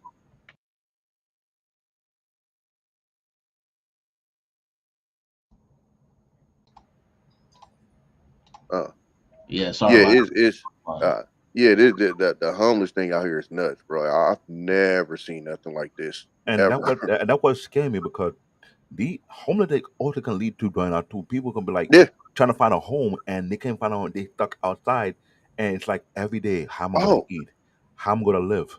mind you, when I say homeless, this isn't like homeless and like a bum. I'm talking people who have jobs that come to a camper that's parked on the side of the road and that's where they live. Like we ain't talking about like people that's just standing outside with a sign. We're talking about people with 9 to 5s. Like it's nuts, bro. I mean, here this is the biggest thing though, Black David, and this is one thing that like me and my partners talked about when we was growing up. We didn't see people our age like this, homeless like that. Not saying it didn't exist, but it was usually like older folks. We're seeing people our age and younger, bro, homeless. 25, Yeah. I think 27. in New York, Like, there's damn, bro. And they got a job. Some of them do, yeah. yeah, Yeah. in New Because York. literally you can't really live in places like New York and California unless you have a roommate for the most part. Can y'all hear me real good? Y'all good? I just tested my Yeah, headphones. yeah, we can hear you. Y'all Yeah, hear me yeah. good? I hear you. Shout out Yeah, to Mark y'all. is Good another morning, vet. by the He way. can I tell didn't you mean to about wake that you. military burnout. Uh, yeah, don't even start on that. I know we have a limited Sorry about time that. here I'll mute myself. because it's all right. It's all right. We have limited time here. We don't make it under 2 hours because this topic is so. Burning you out. No, it's not burning me out. It's just that the fact that it's not Not, spoken on enough, Yeah, yeah, yeah, yeah. No, I agree with you. it's and Like so when, hearing your when story right now, how yeah, people got job and living in tent. yeah, yeah. Oh, So in we got that California, in New York too. I think it's unofficially it's called Camper Alley in New York. Where? okay, We're in New York. okay. Around Brooklyn. I don't know the exact location, Oh, okay. but Yeah, it unofficially it's called Camper Alley. yeah. Yeah, And so was that always there, or that just kind of Oh, popped up? I remember now. There's a bunch of people who have these van out there and people are yeah. camping there. I Yeah, saw it on the news and I was like, when I saw it, I thought it was a joke. because They you know what? That was one of my questions. Where the hell did they get all these campers from? buy them for cheap. You could get them for cheap on eBay. Cause Really? yeah, cause look at it. Oh, okay. Like I didn't we know that. we know how expensive New York is getting. Yeah, The, these people got 9 to 5. So yeah. if you could avoid Oh, I see what you're saying. Yeah, if you could avoid paying majority of your rent, yeah. majority of your paycheck towards your rent, That's true. you live in a camper. Look how Get a much PO food you're box. saving. Yeah, Yeah, that makes sense. yeah, Yeah, man. it's crazy that it's crazy that that's what it's come down to though. And Like I that see, is sick. and here's a joke though. I thought it was a joke. I seen YouTube video of people telling about taking these old school bus and turning into a mobile home, which is Oh cheaper yeah, for them, and yeah. it's more on the rampage now. Yeah, People cannot afford So a home, so they're taking old vehicle, either yeah, minivan or an old school bus, got in and out and build their own mobile home, and just like that, they're man. Look, I swear I gotta get a video one day in West Oakland. They got a whole. It looked like a abandoned like parking section or something, and it's just nothing but like you said, old buses, and bro, it's craziness. I've never, and I think I guess it couldn't have happened overnight, but it just seems like it happened overnight. Like it seems like you just snapped your fingers, just like where all these people come from? yeah. Like it's just it's man, it's hard to explain, man. Like shit, and it's this lead to my point number 4 when I say burnout. It can be mistaken for a badge of honor among men. oh, absolutely, Mm. absolutely, absolutely. And that's why I was saying when you hear some of these guys talk, I start to tell myself maybe I don't want what these dudes are talking about. They want because the hours that they putting in. I got kids, bro. Like I get it that oh, it's to take care, but my kids is fine with what I make right now. Same my city homeless jobs and big because with companies ready to challenge stuff. because Yeah, I watch damn, that's all great. these other people talk about mental health, this mental health that yet I Mm. know I get it, but burnout is more dangerous than regular mental health. Yeah. Burnout create most of these mental health issues in the first place Yeah, I was just gonna say that it creates it. Yeah, yeah. Because I, because I wow. think I went through a depression because of burnout. I've had high anxiety because of burnout. I give you a perfect example as far as like I said, our problem out here is traffic. You get anxiety with the traffic out here because see, so I don't know if they do this in New York, but out here what we'll do is you live like an hour outside of the bay, but you work in the bay to get that pay. Yeah. But so for me, I was cool because I work nights, so I was always the opposite way of traffic. But if you work in the days and you do that, bro, you're going to work say 8 to 10, 12 hours a day, right? Then you got like an hour and a half, 2 hour ride back because it ain't an hour no more with that traffic. So you're essentially out there for anywhere to 12 to 16 hours if you include the drive. And I don't think people fully understand how much traffic affects you. And I say that because I didn't until I started driving trucks. And what happened was I had to drive days. And when I drove days, I would come home and I would like pass. I'd be so tired. And then I started driving nights and I'd come home and I'd have energy and I didn't understand. I'm like, what's going on? I didn't realize how, I don't know if I want to say stressful or how taxing traffic is on you. It is so taxing on you. That could make you more tired than your actual job, man. Like Yeah. it is so taxing, bro. It's and I don't think people fully kind of grasp it because, like I said, I didn't grasp it until that happened to me. I said the only difference is I'm not sitting in traffic all day, and then I noticed like whenever I ended up in situations where I got stuck in traffic, when I came home, like my energy be way lower. I'm like that traffic shit is taxing on the brain, And I'm you glad you're know. saying that because when I had you today, I had Mm, Mandro, I had Candyman, I have mm, Vong. I know why he don't show his face because I understand. As a technical technician, maybe sometimes yeah, look for him and do something. I get it. got you. But when I had these people come on our channel and speak about these things, it it's now becoming something whereby even my fifth point is a burnout be taken treated as a minor issue for many years. It's been treated as if it's a minor issue for Yeah. so long that no one even cared to realize what they would be creating. You at the truck, the mom at the tech, I'm at the tech, one with the truth, and the living arrangement we have high rent that adding to this problem. Mm, Salary is not it's come back in the our living standards. yeah, People are living out of tent, yeah, living out of their cars, out of you can't not tell me all the compounding factor that you mentioned the traffic in yeah, LA, we mentioned the subway and the bus yeah, in New York City. You yeah, can't tell me it doesn't compound on top of each other to lead to burnout. Then you talk about people who don't live near the city. They work mm, in the manufacturing plant. They have to walk for hours. They can't afford a car. They yeah. walk what 5, 10 miles a day. Walk leave the house 3 o'clock in the morning. They get to work on time and walk. Mm. Like, come on, guys. You can't tell me that is not happening. Well, you know what they used to call it though is if you burned out, they used to just call you lazy, and that's the problem. Mm, mm. That's what it was translated to. Is, oh, you just lazy. Oh, and Or the most famous quote, pull yourself up your bootstrap. yep, Like yeah, yeah, my yeah. number fifth point was actually hit it on the bullseye. Burnout is mistakenly treated as a minor issue for Hmm. many years. Yeah. Yeah, I thought about it throughout the week because I was trying to figure out like I never knew touching this topic is that serious. yeah, And yeah. Marvin and my other coworker who came on our panel last week, Hmm. they would tell you I was the worst one of them all. I was the worst one. You want to talk about who the workaholic? You would see my picture in the dictionary. Hmm.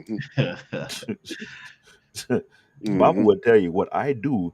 You tell me if you were there, you think something's wrong with me.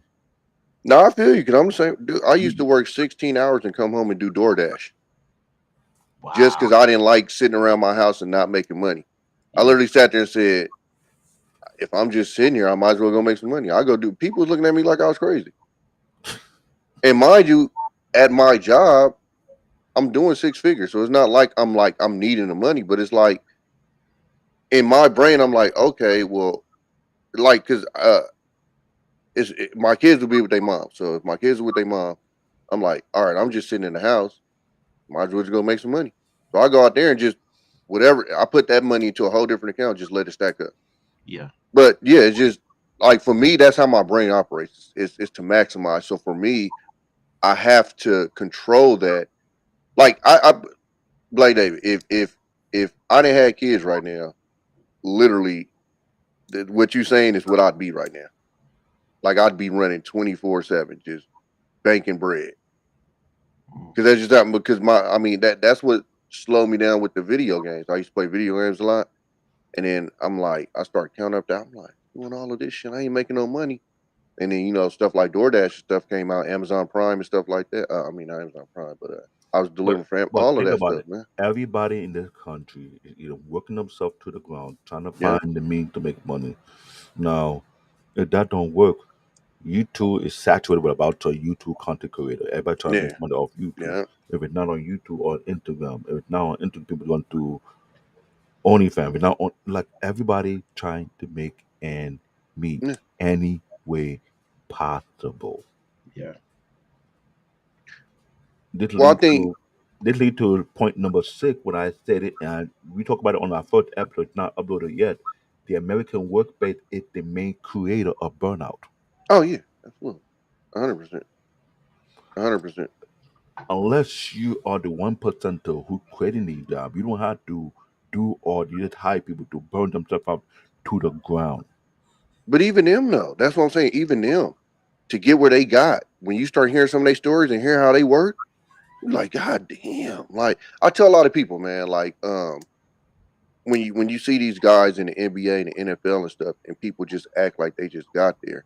If you literally like really listen to their stories, Yeah. these dudes were maniacs, man. It's the dude from my hood, Dame Lillard. He came from my hood. I ain't know him because he was way younger than me, but I listened to some of the cats that grew up with him in my hood. Bro didn't go nowhere without a basketball. Everywhere with a basketball. Everywhere. And Everywhere. people don't understand the amount of obsession that forget him because he's a star. I'm talking about the last person on the bench puts in just to sit on the bench. It's like so to even make it to that 1% status, a lot of these people, have reached burnout and more. That's why I said with the rappers, just having the seizures and stuff because they just go, go, go, go, go, and then they even had like the little slogan, "Sleep is the cousin of death," and all of this stuff. Just every because it's been a movement for a while now that's been pretty dangerous about this sleep thing. They had the video with Steve Harvey saying, oh, da da da about sleep and stuff. And it's Yeah. like, nah, bro, sleep is important. Sleep is You know, important. I get what they're saying, but sleep is important, bro. Kanye West is lucky to still be here, bro. You want to talk about burnout? You know the details of his accident. He was Uh, coming from the studio, was yeah. burnt out, crossed the line, head on collision with somebody, burnt out. But that's what I'm telling you. That's how the 1% gets there, though, man. They burning out. And see, that's why I don't like to talk about celebrities too much. Is because I tell people like us, a lot of the times don't understand what them people put in to get there. I laugh when people say, "Oh, police officers and teachers should make more than these athletes." They don't work as hard as them. I'm sorry to tell you, they don't. And I get it. I get it. Like it's just that fact. Military too. I was in the military. Sorry, we don't work as hard as them motherfuckers. You know, Staying in shape, Some tip top some shape some like just be that. fucking lazy as shit. Hey man. and Mandrell, who the former Some are special really waiting forces, just to wait. There's a reason why they say waiting just to wait. Hmm. and and Marvin, both of the guys are military guy. I Hmm. Yeah. think Marco, you took active, right? No, Are you but I took work active for in? Uncle Sam. But I work I work Uncle Sam, but south of the border by Mexico. That's why I live So I get it why you about an can hour do away some on from the camera, border. but you don't. So I Yeah. get that. But think about it. When we had Mandel last week, and they got in special forces to get into special force, they really had to go through. And Yeah, I just hearing the story. yeah, If one thing you did join the military, you can go to the next level to get that type of money and that promotion and accolade. And yeah, and after special force, it's Delta Force. You yeah, think special force that bad? Everybody on the military trying to get into Delta Force. And what they got to go to get into Mhm. Delta Force depend what you done down there. If you a special force, you jump in. If you the Navy SEAL, you jump in. If you not joining Navy SEAL, you got to go through all that chaos for how long? 2 years? man, that If I'm shit, correct, that Navy remember SEAL saying? shit, crazy. That Navy SEAL Yeah, shit, no. like that's. I had a. I'll go for it, bro. Oh no, go ahead, you got No, it. I was just Go gonna. ahead. No, I was gonna say because so I had combat jobs throughout my 7 years in the military. So I was a tanker. I went to recon, but I was a scout, sniper recon, for my last 3 years, or give or take. Yeah, about 3 years, and then I got out of E5. I got out of sergeant, but I was done. And then I just want to move on to a different avenue, maybe something to do with the government, but just not in the military anymore. Kind of Hmm. feeling like Tommy. I was just done with the military on that thing, you know. Yeah, I can do it. I can be proud of it. I can close that chapter and move on to something else. yeah, I don't take nothing bad from it, but I'm good with it. I yeah, understood because yeah, yeah, yeah. There's gonna be shitty times. There's gonna be good times. There's gonna be even worse times.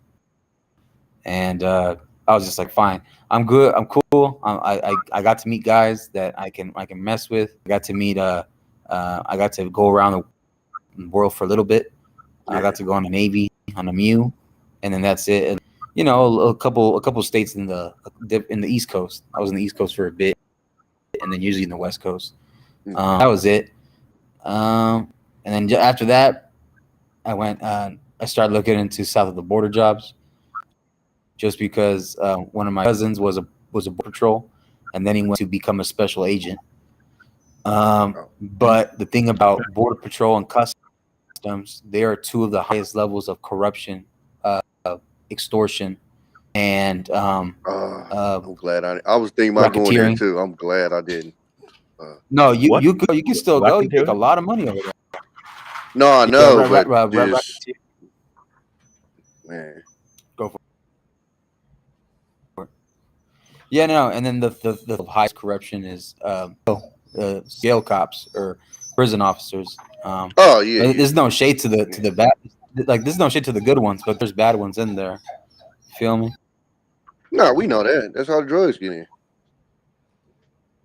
And hearing from you guys from the But military it's who transition, sorry about that, but hearing from you guys from the military who transition from the military to these type of jobs, either Tommy went to truck driver, you went to government job, who's no different from Mandro. Mandro worked for DOD, and now Mandro is lax, and he tell me how he had to take med to fall asleep. Oh yeah, yeah, yeah. no, oh no. For me, it was different, bro. For me, I had to make sure I didn't end up on medication. So for me, No, I finding smoke. different apps to not rely on drugs.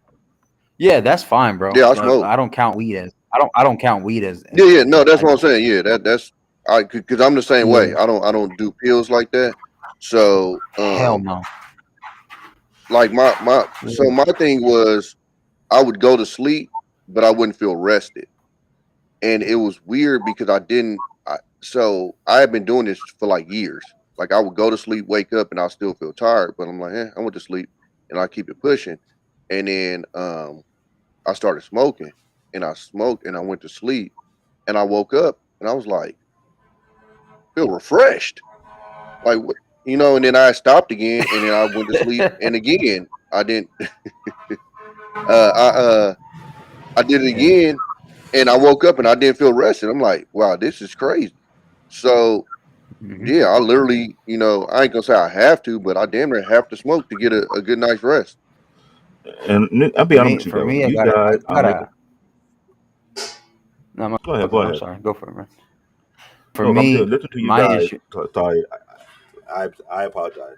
Go ahead, Marcus. It's my fault. It's my fault. No, I think it's mine. I don't know if it's me, bro. My laptop, I think, is lagging. But for Yeah, me, you got my a little bit issue of delay. was, yeah, my issue was, I like to be an adrenaline junkie sometimes. That's my Uh, issue. I like the excitement. Uh, just because they make that stereotype of Marines being a little, BS crazy, a little batshit crazy, Mm-hmm. and a little wild sometimes. But that's because for me, I could be chill at home, but every now and then I gotta catch like a wild ride. You know what I'm saying? Tommy, you take a ride out on the cruise on your bike. I do it hmm differently with my certain job that I have in Mexico. So it's good and bad. Like I got my tense moments, but I gotta make sure I try to find a balance in it where it's like it's still meaningful. You know? So like it pays good, but it don't greatest, but it pays good to pay the bills to get what I have. Yeah. I got a home, I got a place back in Cali, Southern Cali, and close to the border. But I commute from my job, or I stay over where I got my family in Mexico. So and Bro, Guadalajara, I Tijuana, like literally just had a conversation with somebody last night that told me, and I never knew this, that there's people who work on this side of the border and then go live in Mexico. Literally just last night, yep. I said, wait, that's the smartest shit I've ever heard in my life.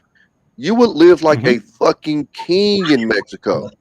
And TJ, Yep. I'm talking gated community, Bro, bro. you could be you 100K, you're in a gated community, fat ass house, oh, that's easy. That's and easy though. That's easy TJ is like because what, 10 minutes away from San Diego? yeah, yeah, yeah. And Because I and That's used to be and stationed this in is San. that's nuts. and here's the funny thing. All you guys telling me right now lead to point seven. Burnout need to be treated as a high level epidemic and have to resolve because based on six, America created the environment that we all living in right now to this day. Mm-hmm. Well, the problem though with that, Blake Davis, we still under capitalism. And as long as we're under capitalism, burnout's gonna be here. Because that's what capitalism breeds. Capitalism breeds competition, and competition is what's gonna breed burnout. I'm not gonna lie. In 2000, I had a chance to lead this country. 'Cause I was seeing people taking the exchange program whereby they will study in Japan, study in South Korea, study in Germany, study in Holland, and Thailand too. Oh wow! Oh, I didn't know that. Okay. So in the early 2000s, a lot of American people were leaving the country because they were getting shut out already. They thought ahead of time. Went to these other countries, found out the lifestyle was completely different, more laid back. Yeah. Like I used to joke about Holland. I tell you, Holland is the only country for all the weed head to go to. You want to relax and smoke weed, it's legal over there. Oh, They in have shop, Amsterdam too. they have bar, they have shop, they have restaurant. You could just chill. I tell you, you might as well move and live there. But I didn't realize they created that type of lifestyle. Besides the weed part, they have places whereby it's more relaxing. They have the best prison in the world. Mm-hmm. Mm-hmm. Their prison is like a hotel. I Mm-hmm. was like, I watched the documentary and looked at it. I had to go to the bathroom, wash my eye, come back and look at it again. I said, no, Tommy, when you see United States prison, you know how prison hmm in California, you know Oh how yeah. prison in New York Yeah. City, and you see prison over there in Holland. hmm You're like, oh, nowhere in hell a prisoner will go to jail and live like he live in a hotel. Come on, Marvin. Bro, I Let's seen talk. those. Yeah, I but seen those on see, Netflix. Those shows on Netflix, right? Yeah. see, this is the Yeah. hard part about that though. Is if you did that over here, to be honest with you, a lot of times you'll be incentivizing the guys that are doing the stuff. And I say that because it's a lot of these guys, bro, when they go to the pen, they living better than they are out here. Yeah. Like for real, for real. So imagine if you made that shit even look even better. You know what I'm saying? Like it'll be a lot of people that'll be like, F it. You know what I'm saying? Like it's just easier. Cause I had to explain that with my older brother, because he's locked up and he don't be understanding sometimes. Like, hey, bro, like I get that you in there and everything, but bro, you ain't paying no bills. You know, like you don't have that stress that we have living this day to day life. You know what I'm saying? And so yeah, I can imagine if you put them in a better, like you said, hotel style prison, maybe a lot of people that just live there. And here this, True. I strolled through the YouTube street for the past 2 years. I'm seeing video of people who decide to say, screw this urban life. I'm gonna move to the wilderness Oh and yeah, live off the grid. People are yeah. building homes in the mountainous area, Hmm. living like mountaineer and living the peaceful life. And I'm scratching my head. I'm looking across YouTube. I haven't seen that one black group of people done that. I'm like, no, I'm not trying to. I'm not bashing us. I'm sorry, every guy who watches. I'm not bashing us. What I'm trying to say is, these folk out our own ethnic group are finding a way to combat burnout, to Hmm. have the type of sequential lifestyle, which just they drain all that man that we're dealing with on the day. You know what? Y'all can have it. I'll stick with the mountain. I'll learn to adjust myself, and Yeah. they're living good, good. And I'm scratching my head. I say first and foremost. I don't. It's cool, but I don't think there's enough space for us to move out in the mountain place. I mean, there is space. I mean, there's a family that I've seen, a black family that live out of a camper. I've seen that. But if you look back at what it's like to live in a city, you're not going to learn how to prepare your own meals when you live in the Yeah. city. That's Yeah. rare. The average person who knows how to cook, that's not It's even. already prepared meat. You ain't going out to get it yourself. Yeah, Yeah. yeah. So when you're talking about black people moving out to the mountains, yeah, we could do it, but we got to know how to prepare our own meals. We And got that to know how to and that's just farm. my that's the point I'm trying to point out. Yeah, The average person who has survival skill is 1 out of 10, yeah. unless you're from Africa. Well, And I don't you, know though, no, let cause me tell you what. Let me tell you why I say that. A lot of uh, people in Africa, that's what brought up into them from day no, one, absolutely. Yeah. to the point whereby you have a black eye, you know what exactly what to do. Hmm. You have either you built your own stone cement stove. Some Yeah. people make their own stove out of either clay, Yeah. I've seen no that. matter what Yeah. it is, and it's done in Africa as well.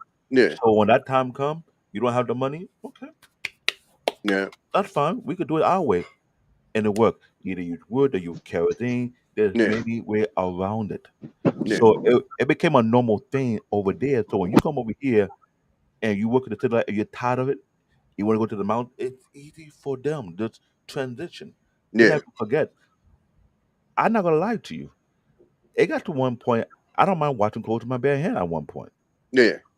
at a point in my life, I know some people look at me like a weirdo. I think, yeah, I'll take my jeans. It's the I don't know same thing. why. It kind of relaxing. It's like saying, Oh, okay. Yeah. now if I were to live in the mountain, Hmm. I won't have no problem. The only problem I have, I don't like blood, so I'm not gonna be killing no animals. I'll be a, I'll be a vegetarian straight up. Yeah. I can't deal with blood, so I'm sorry. You can call me a punk all you want, but me and blood, we don't relate. Man, I listen, My bad, I got man. I'm a carnivore, so I gotta chop some goat or yeah, something. I was somebody just put a goddamn video up on my Instagram of somebody getting their nail ripped off. Man, that shit gave me the EBGBs. I feel you like that. I mean, okay. if I had to, snap somebody. But I'm just saying that ain't. I'd rather not see it.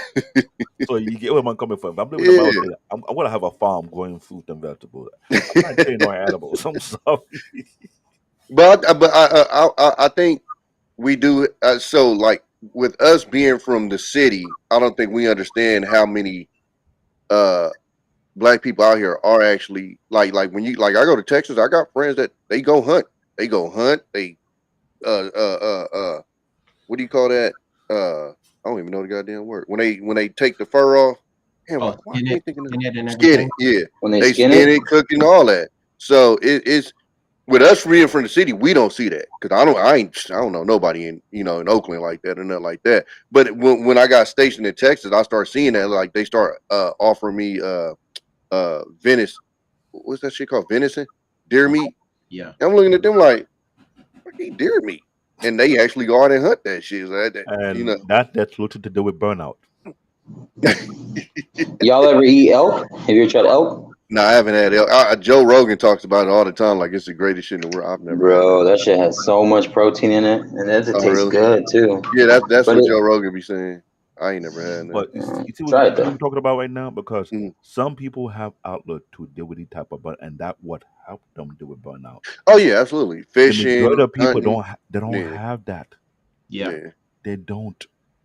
Like And have Marcus you said, I'll hop on my bike, man, and ride up the coast, man. That shit is so relaxing, bro. I'm so Facts. serious. as we Highway talk, one, you only went to the man. 2 hour come out, and we talk about some of the outlet we use. Mm. Now let's do the ratio of how many people can leave this city and do such a thing. Yeah, that's rare. Oh damn. That's a small number right there. Because Cars, stunting on you, Black David. Huh? I said, cars stunting on you. You said he hunted tones, venison, cookie. He said they I go eat to He's meat over hunting there. he hunted the whole forest. hey, here's the He funny. said He's they in being Canada. carnivores over there. He's in Canada. I'm a Canadian born. If I were to go back out there and live out there in the forest, I was like, you know what? I'll eat the fruit and berry. You can eat the animals. You can eat Or the- you know what? Hey, You hey. handle the fruits and veggies. He handle the animals, and y'all got a good trade right there. Just I slide me the wanted to meat. I wanted to touch up on what Tommy was saying about up in the Bay, because me growing up in San Jose and then visiting San Fran like every other weekend, my parents used to, And if they would save that's up the money, Silicon we would Valley, by go. the way. San Jose. That's Silicon Valley. Yeah, but like we didn't live in the nice part. We lived more like in the, because my dad, he was an illegal immigrant, and he would run a landscaping construction business. So we would live in the apartments. I was grateful for what we had. I'm not complaining. I'm grateful for what we had. Everything we had, enough to live. That's all. That's all that matters, right? Hmm. Just as long as you have a roof over your head, food, and clothes on your back, you're good. But we were living through the apartments because having a house down there, even back then, was still pretty pricey, Man. bro. Back then, I'm talking like 15, 20 years ago. I know. And the I know. last oh, time, the last time I time visited out. San Jose was, Time out. That was 15, 20 years still pricey then and still Yeah. pricey now. oh, it got even So higher now. let me tell you how bad San Jose is. Just like what y'all was talking about. I delivered some gas out there, and directly across the street from the station I was delivering from was an apartment complex. Literally just regular, nothing special. Regular apartment complex, 2 bedroom, 2,500. I'm talking. It wasn't I, luxury. It wasn't gated. It didn't have no beautiful landscaping. Regular asshole apartment, twenty sounds like a five run. hundred, 2 bedroom. That's what we. I think that's what we No, used to live. I got something better for you. About 2 blocks away from me, there's an apartment building out there that be having. I can't even call it rat problem. I can't even call it rodent problem. I say they had splinter problem. Oh shit. There's a level to it. We have mice to rat, rat to rodent, rodent to splinter. Anton Daniel showed a picture that somebody texted him. I know you're laughing. Anton Daniel on his live broadcast showed a picture to one text him. To one caught a 4 foot rat. Oh Four yeah. 4 feet. Those are A not rat. freaking rats. Those are capybaras. Those are in the zoo channel. No, but that's not a rat. That's splinters. They If need you to be have paying if you have rent. if you have rodent as You're big as a cat, teaching you martial arts. you have rodent as big as a cat. All of a sudden now, Yeah, really? that's crazy. shit. And these people have rodent problem in a 2 bedroom apartment that is like 2250, 2 bedroom 25, almost 3,000. But you have rodent problem. You haven't even fixed the problem yet, and you busting price for real, man. I'm sorry. This is That sounds like this a is damn beaver. this is why I'm saying that too many people are stressed the hell out in this city and in California.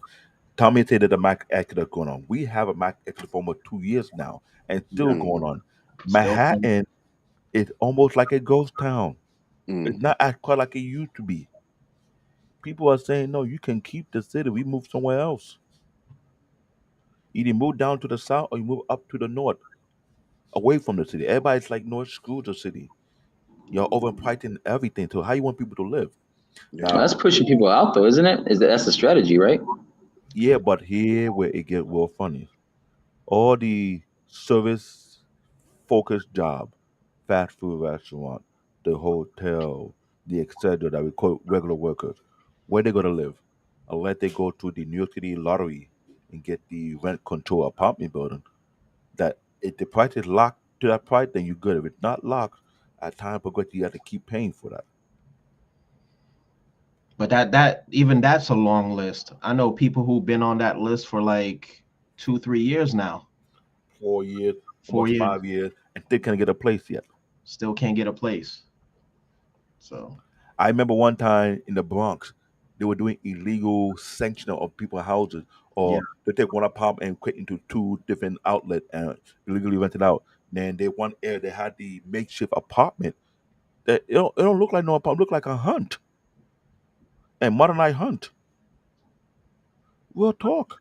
hmm All these things right now that I combine to our daily live well living, our work environment, our home environment.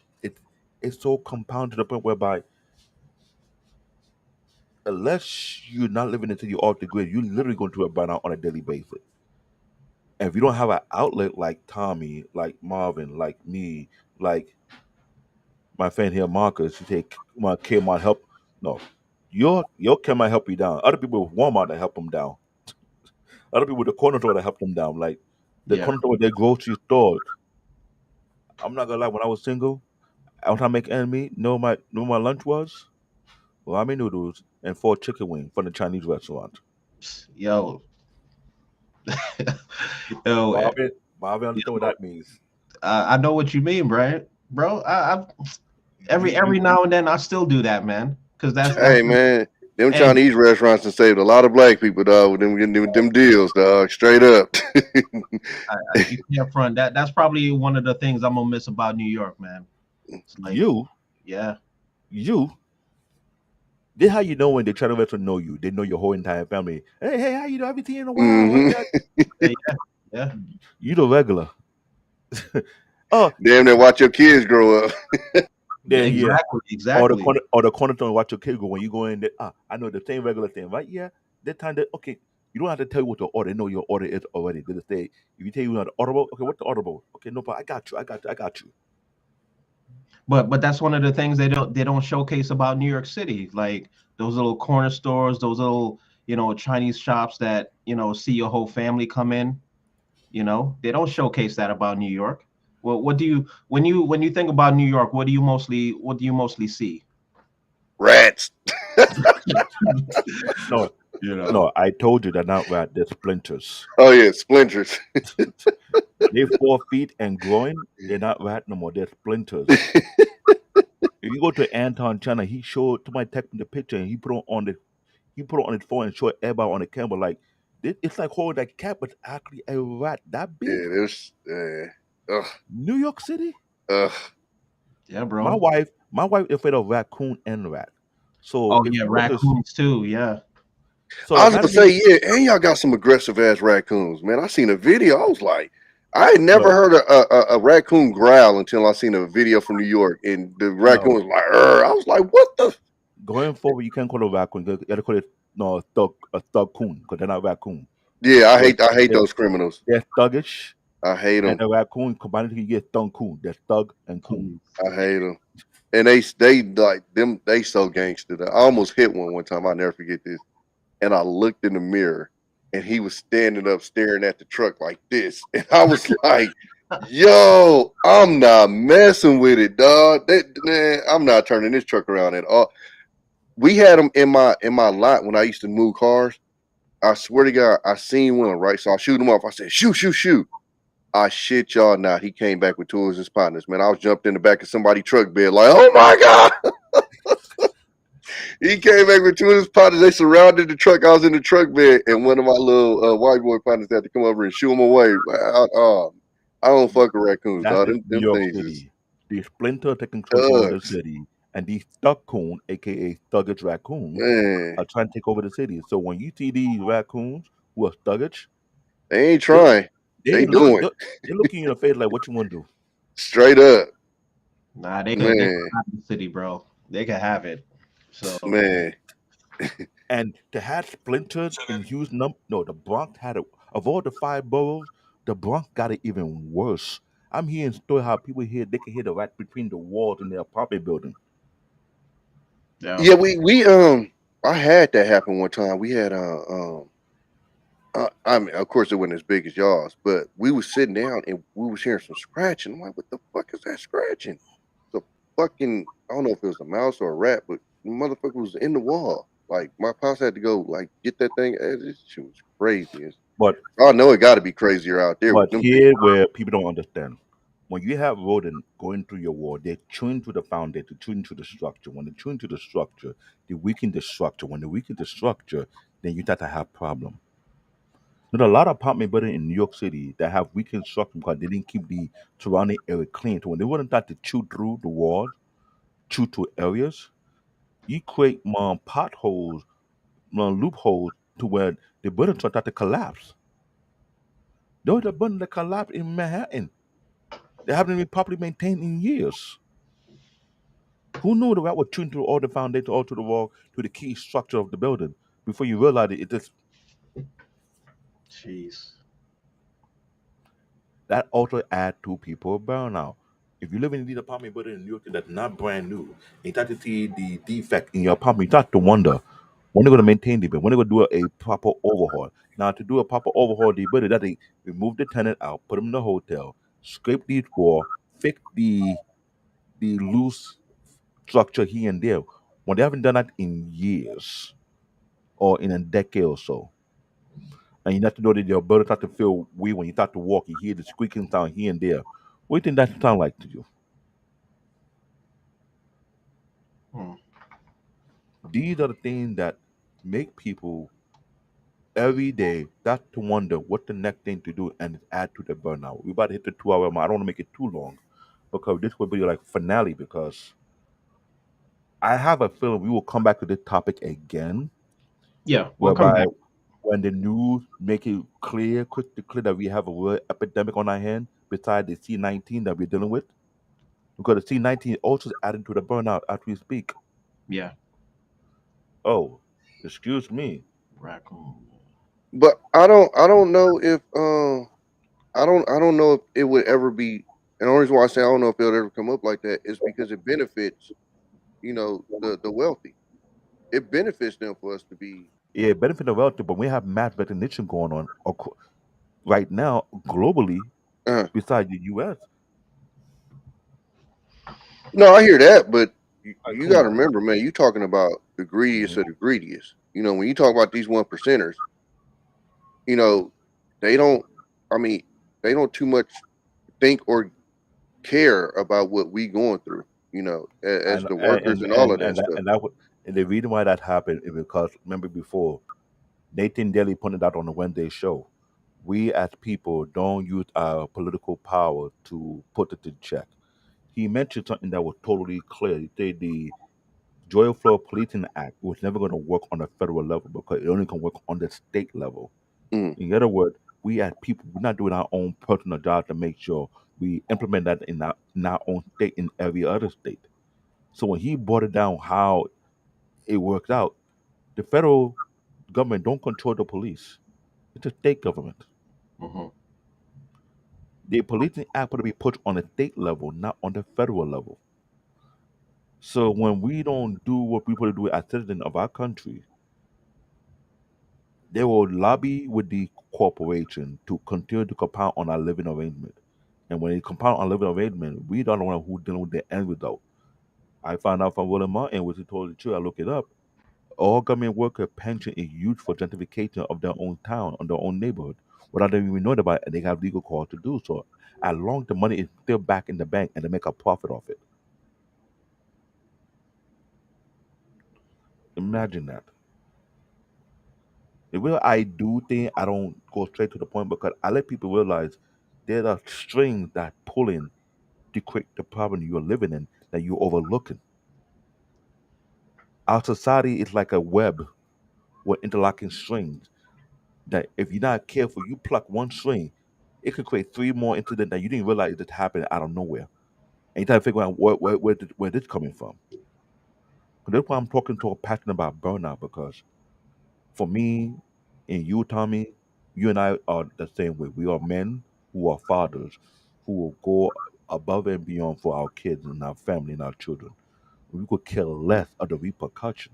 We will do that repercussion later when it comes, but that's not good. Mhm. And Yeah, multiply that number by the million of fathers who are doing the same exact thing. yeah, And same go to the mother like Jenny. Jenny talked about how she had to go when she had a burnout. She had to ask the kid for a timeout. Now, Tommy, you and I know in the black community, it's not so easy to ask the kid for a timeout. yeah, yeah. The kid look at you. Eh. Mm-hmm.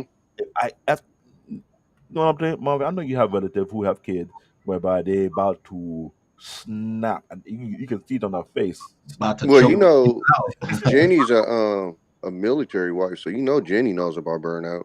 When he got to go overseas or whatever, and she there with the kids by herself, definitely burnout. And then worrying about him and dealing with the kids and like 100% burnout.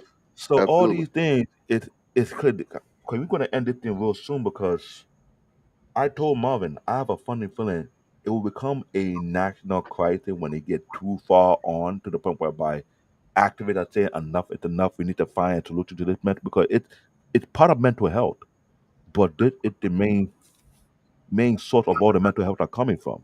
Yeah. Yeah, the problem though is the people with power are the ones that benefit. So I agree with you that it might come up, but see, this is why I don't know if it'll be addressed properly. Is because if you look at the way that the wages are going, to be honest with you, if nature takes its course, at a certain point, the poor are going to end up overtaking the rich. And so, if I, as just a merely truck driver, can understand this and that consequence, then why do these one percenters who are more educated than me, so assumed to be more smarter than me and stuff, why don't they understand this and adjust their wages to where that doesn't, become the outcome? But because and that's why I say because they're so greedy, they don't care. They'll cross that bridge when it comes. Tommy, your same thought or the train of thought is exactly the same as mine. I was Hmm. thinking the same exact thing for Hmm. so many years. I said, "It will come a point Yeah, that these rich guys in New York cities, even the cop can protect them, or the poor yeah. homeless people. They know what?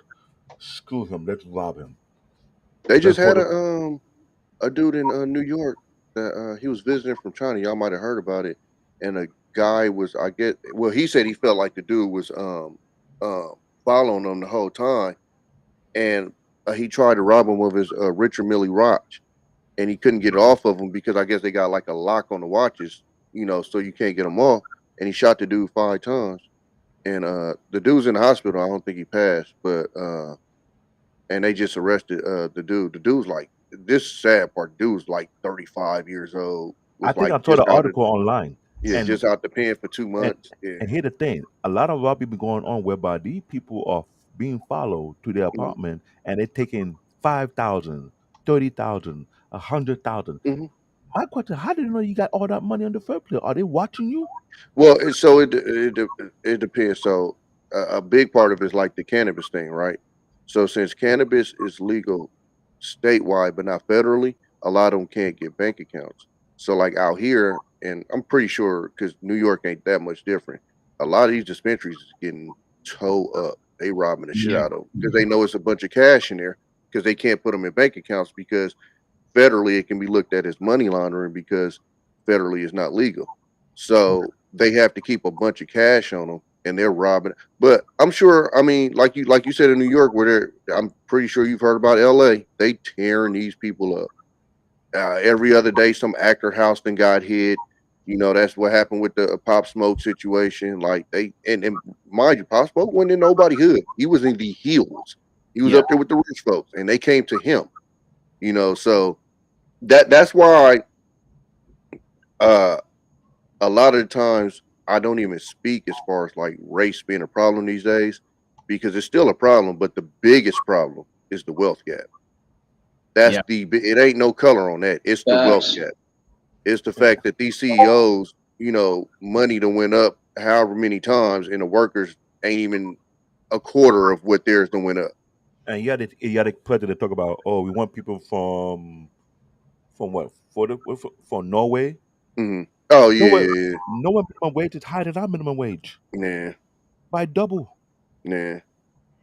Well, what he said, he wants to bring people in from Norway to do what? Yeah, come live in the U.S. Like you're not gonna take no immigrant from Haiti and from a shithole country in Africa. That's when what's Like his name said that he named Trump, all the white countries as the countries he wanted them to migrate from, and not the shithole and yeah, countries that had all the colored people. and Fucking here the problem. They dude's a get the minimum wage dickhead. over there is higher than our minimum. Why would I want to leave that place to come over here for?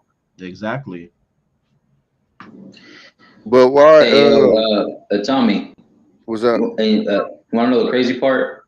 Huh? I want to ask you something. How much is rent for a 4 bedroom, 3 bathroom house average in San Francisco?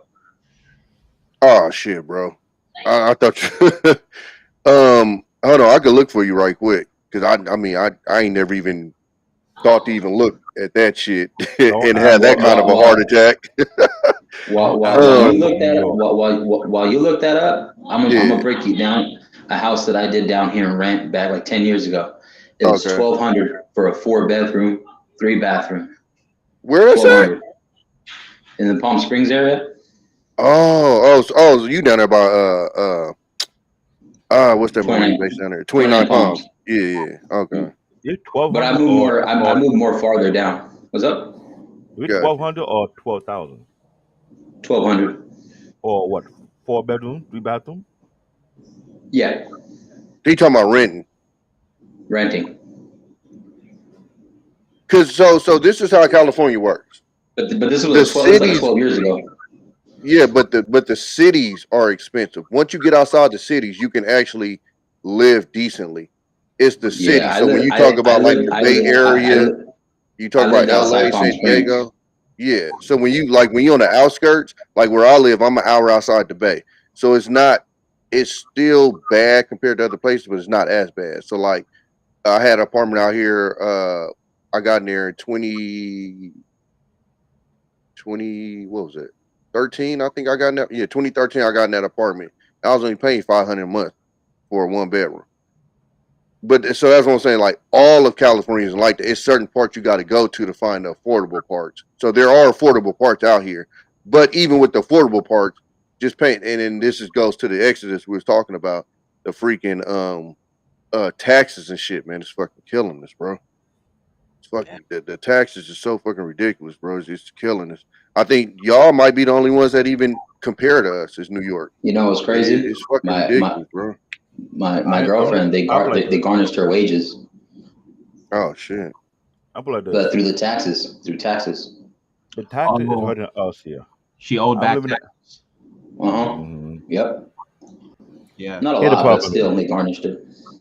you paying for a 2 bedroom apartment out here with rent control. It's about 1,200 or so. Then you have to talk about the light, then the gas. We're not paying for water. Then you talk about the cable bill because you have kids and what, and we had to cut that down sooner or later. Then groceries. The grocery cost have went up. Now, when you buy grocery for a family of four or more, amount of grocery you have to buy almost every other day, it compound upon itself. Real talk.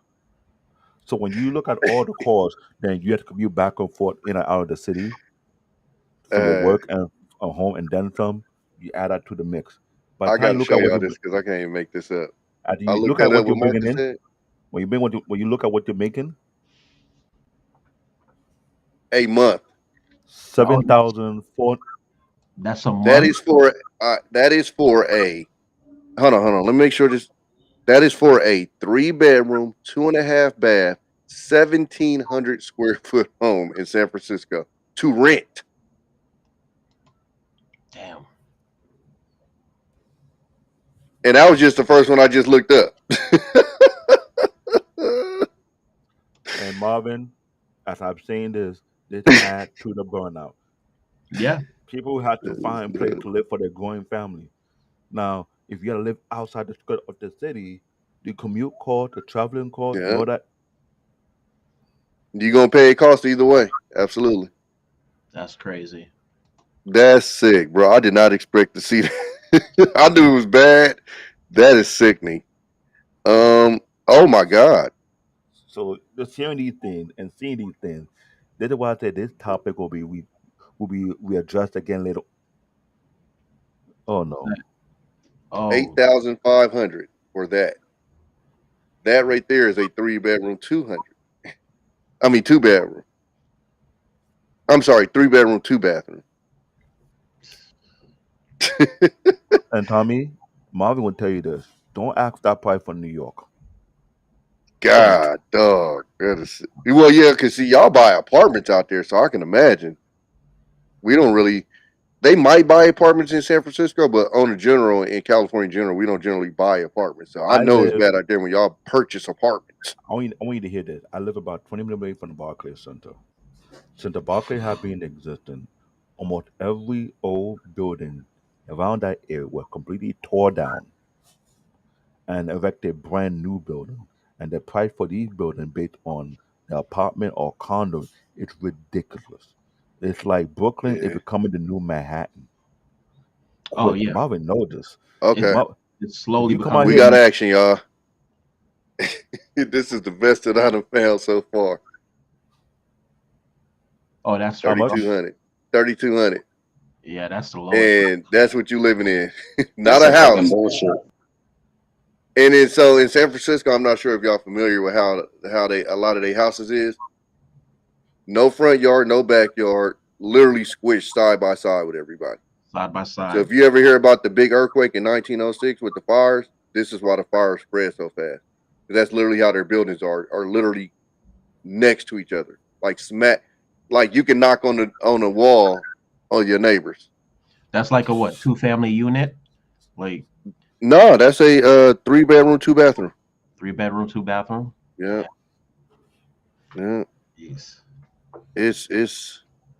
Hold on, let me see if it's. And not everybody had the luxury to have a Oh, my remote bad. They job. do got a backyard. Okay. At least that's something. But look at this Yeah. though. Not everybody had the Sheesh. luxury to have a complete remotely job. You can work from home Oh remotely. You yeah, don't have to go exactly. anywhere. Yeah. So this Damn, is that's why a. I'm having this conversation with my partner here, Marvin, because him and I already made up our mind. We need to leave New York. Real Yeah. talk. Man. Yeah.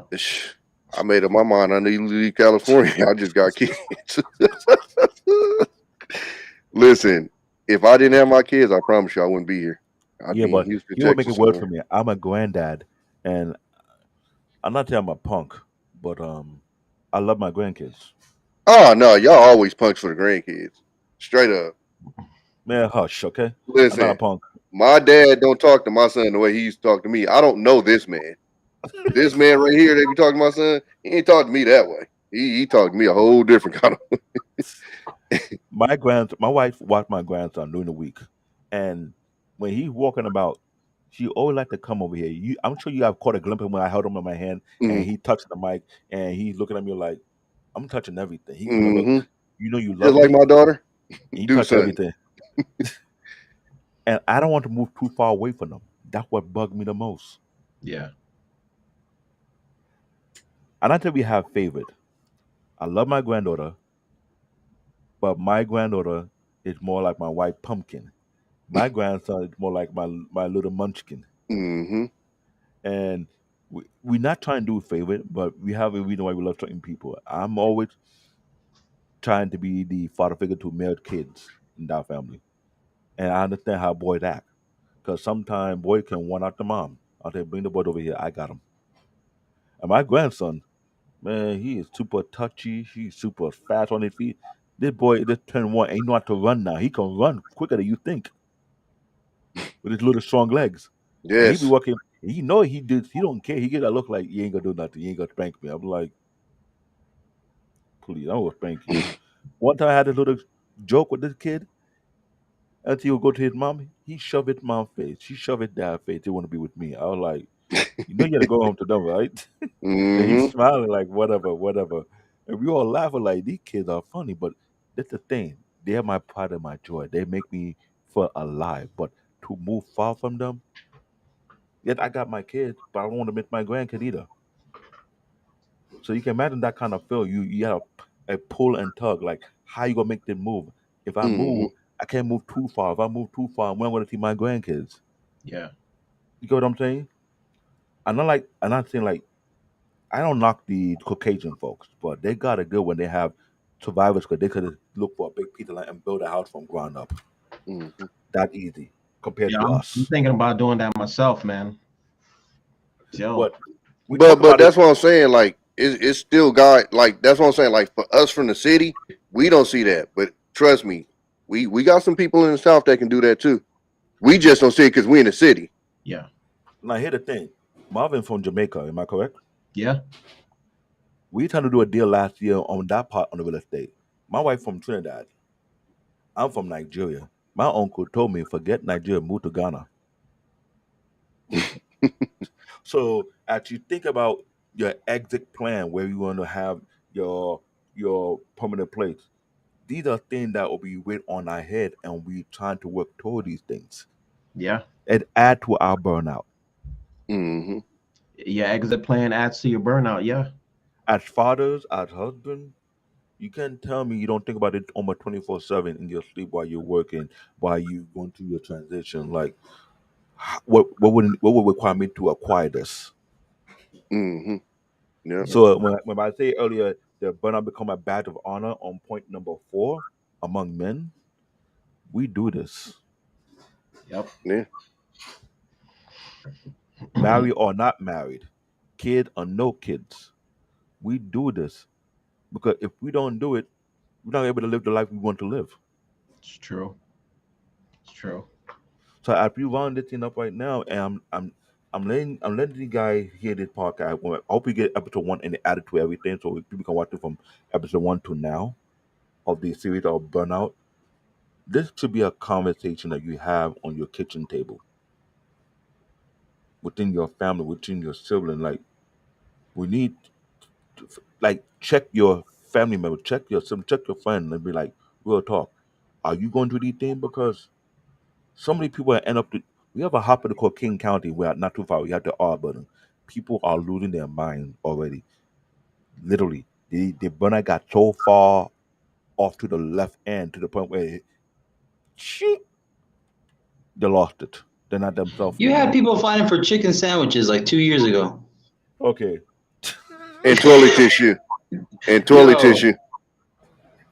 Oh yeah, yeah, yeah, yeah. Yeah, I saw that in real life. Somebody walking out from the store, our local store where I live at, with nothing, a shopping cart full of nothing but toilet paper and paper towel, and I'm like, really? The one, the For one, something that nobody ever said toilet paper will help you with. I still exactly. I The still to this day haven't gotten an explanation over the toilet paper. Not from No, no. anybody. not Forget the not water, people forget want to not have water. no, enough to no, wipe their no. ass. But forget the toilet paper. The Popeye spicy chicken sandwich was even Oh worse, yeah, and yeah, this yeah. happened not too far where we live at. Bro, people Yeah. were treating that stuff like it was crack.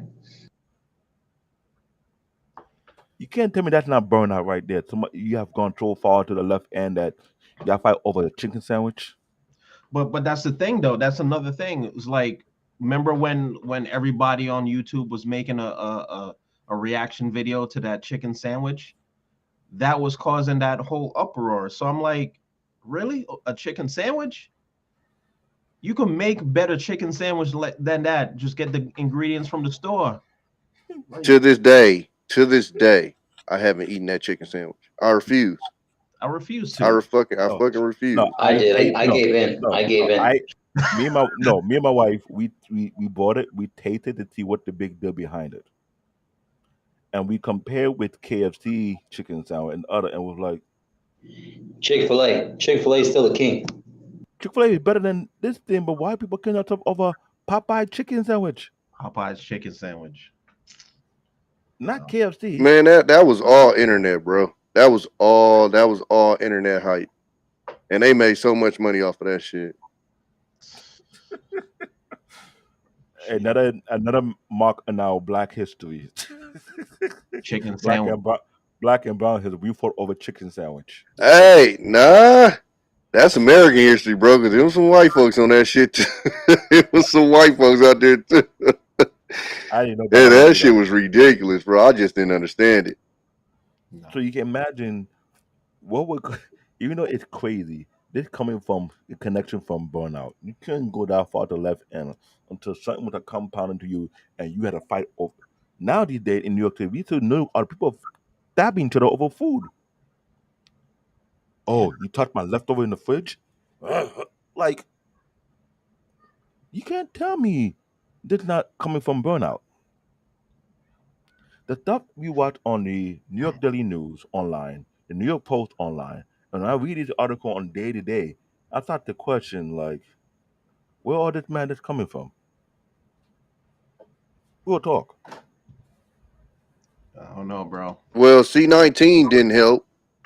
You know that shit That didn't help. messed with a lot of people mental. So, C19 is when you took the wine and Coca Cola bottle and you shake it so super hard for 1 hour, and then you just slightly just turn the cap just once, and the pressure just turn the rest of the cap, and boom.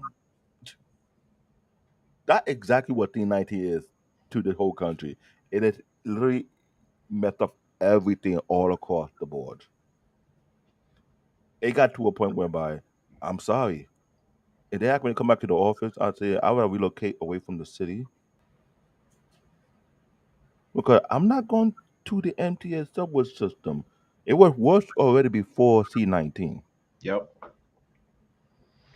C19 made it so bad, I might have to go online and order me a SWAT uniform with the bulletproof and stab-proof vest on top of each other and the right helmet, just so that in a fight with a breakout, at least I won't get hurt or stabbed or shot. I'll just bounce it off and get to work and take off my gear. Then time to go home, put everything back on, and go to the. Yeah. It sounds funny, but this is the daily life of New York. I know Tommy is laughing. Tommy, 90% of the people in New York City use the subway more than you can imagine, and the bus to get Yeah. around because the traffic, even though it may have gone down, it's still annoying. Then to find parking, I was gonna say, and y'all parking is. I mean, San Francisco the same way, man. Yeah. You can't find a. I mean, it's not as bad as y'all. It's nowhere near, but I used it's to crack pretty bad. jokes. I tell you, if anything, I would buy a horse. You can't give me a ticket on a horse. Your Everything I best get, bet is get like a scooter or something out there. okay, scooter's fine, but what about horses? You can't give a horse a ticket. The horse will kick you behind. Yeah, and I was gonna say I'll be scared somebody would steal that motherfucker because you can't chain your horse. You can only wrap it around, tied in a knot. So shit, I can see some some knock walking by. And, oh shit, let me get this. And the horse don't know you and just yank you off. Then when you don't get right behind, you give it that horse kick and you just, you know what I'm saying? Woo wee. Yeah. I was thinking going backwards again, technology. Go back to the horse days. Hey, I'm a logical thinker. I think in way whereby people think I said, no, I'm not crazy. You can't get a ticket. You can't get a horse a ticket. You cannot harass a horse. You harass a horse, the horse feels somehow. It'll give you the business. And I've seen the video when a horse kicked people and they went flying. Yeah, that shit ain't no joke. Damn. So the horse have their own security system, naturally speaking. Yeah. But the thing is, as you look at the multiple cities we have across the country, it's getting out of hand. It been a mass exodus from the city, but more fluctuating into the urban community. People are getting mad that all the people living in the city come to the like. What do you expect? They're overpacking the city. Who want to be in the city these days no more? And some people are done with the work environment. They're exited to the mountain now. They turn off the grid completely. Tranquility, living with nature. They're done. They want their mental health back. Like, not everybody has the luxury to do that. Can we? Not everybody has the money to do that. True. Yeah. So So it's kind of like this is a very touchy topic.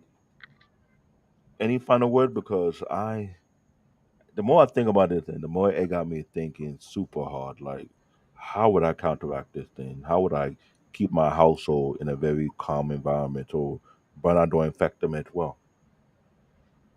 that's Because true. Kids are gonna get it now because they change the curriculum, what they want them to do, and I know Tommy, we talked about this. The what is coming down the pipeline for public school? Not everybody can afford private school. The public school system getting invaded with all these shenanigans, gender equality nonsense going on. And as a parent, I'm going to be concerned. I was told if I would move to Georgia or ATL, you might want to homeschool your kids. Mm. It's man, You see what I'm saying? You see what I'm coming from yeah, right now? yeah, So, as a father, I'm going to think if I can't move to Georgia, then where can I move? That it will be a balance. yeah, As long as you're not near to the city, like, what can you do? If you move to a place that you require to have a car, but you live out here, you never had a car for a long period of time, what yeah. adjustment are you going to make? These are things that I thought about for the whole 2 weeks that we done the series. On a side note, on my head, like I don't think anybody see the big picture. I always say I look at the big picture, I look at the big picture, and no one ever see it until you start to paint it and see the connection. Oh, groceries going up, rent is going up, utility going up. How you counter it? Some they won't even allow you to put solar panel on your own roof to cut down your You electrical could, bill. you Mhm. could always go to Canada. Did anybody know about that? There are some states in the United States Yeah. that have some stupid ass rules that you're not allowed to put solar panel on Well, your own roof. is it that or is it like if you? I'm not sure. So you might. I'm just wondering. Is it that or is it like a There's housing? some. What do they call those? That the communities where Hmm. they well, I can't think of the name of those things.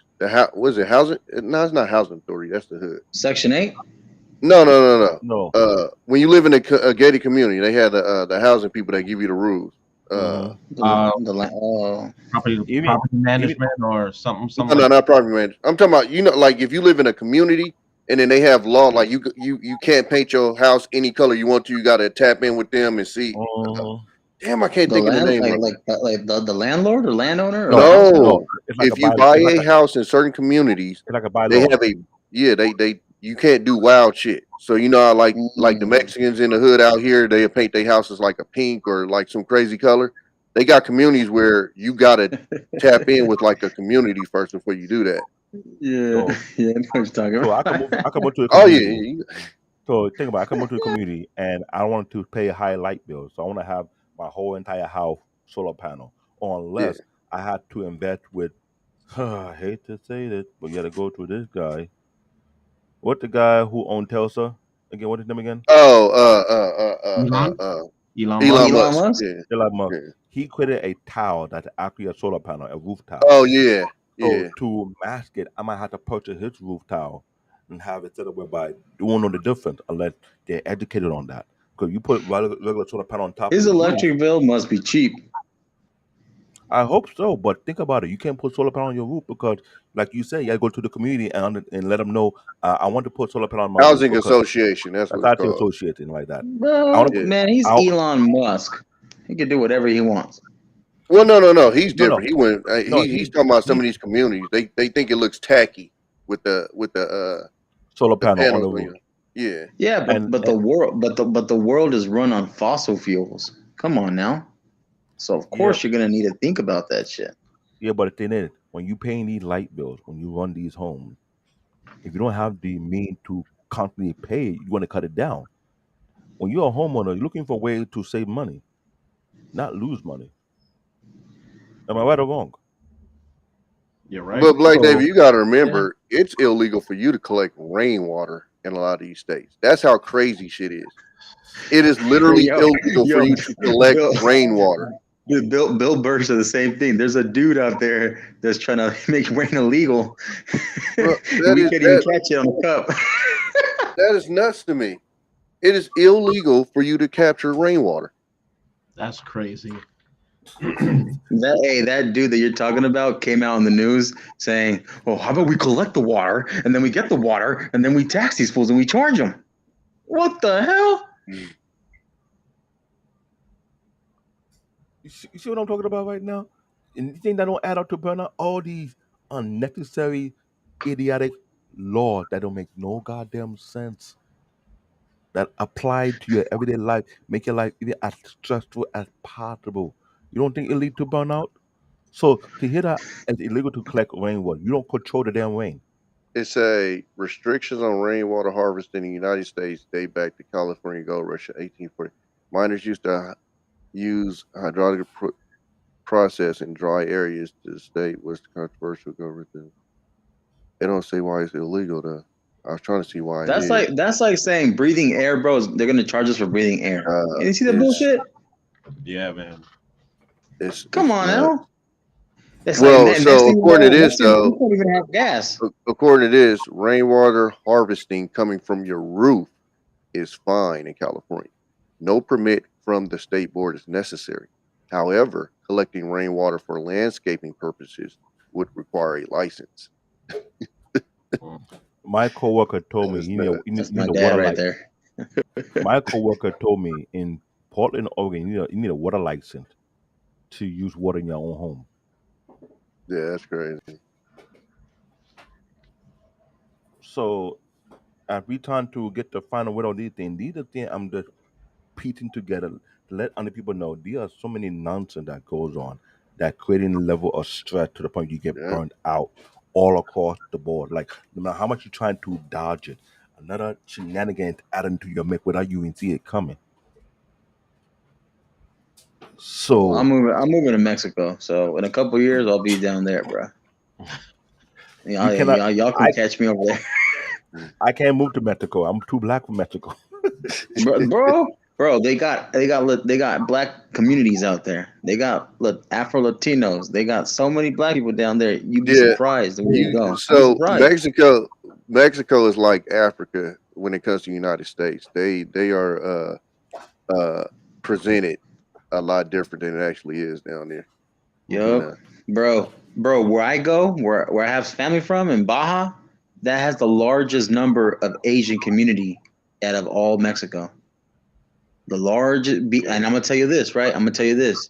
A lot of Asian immigrants, like a lot of other countries, immigrants would go to immigrate to Mexico, going around instead of going around towards the other way, Canada to Mm. America.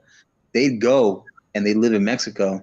So get this, right? When I was a young kid and I went to go eat at a Chinese restaurant, I wasn't really expecting to see Asian people in there. I thought there'd be Mexican people up in there. I get seated by an Asian person, and I'm thinking they're gonna talk to me in Chinese or some shit. And they start talking fluent ass Spanish. It's like I saw a witch leave the fucking room. Same thing in Oh, Trinidad. bro, they go, hey, ¿quieres algo de tomar? And I was like, what the hell? I was like, bro, they asked me for a drink fluently. Same thing. Perfect Same thing. Spanish.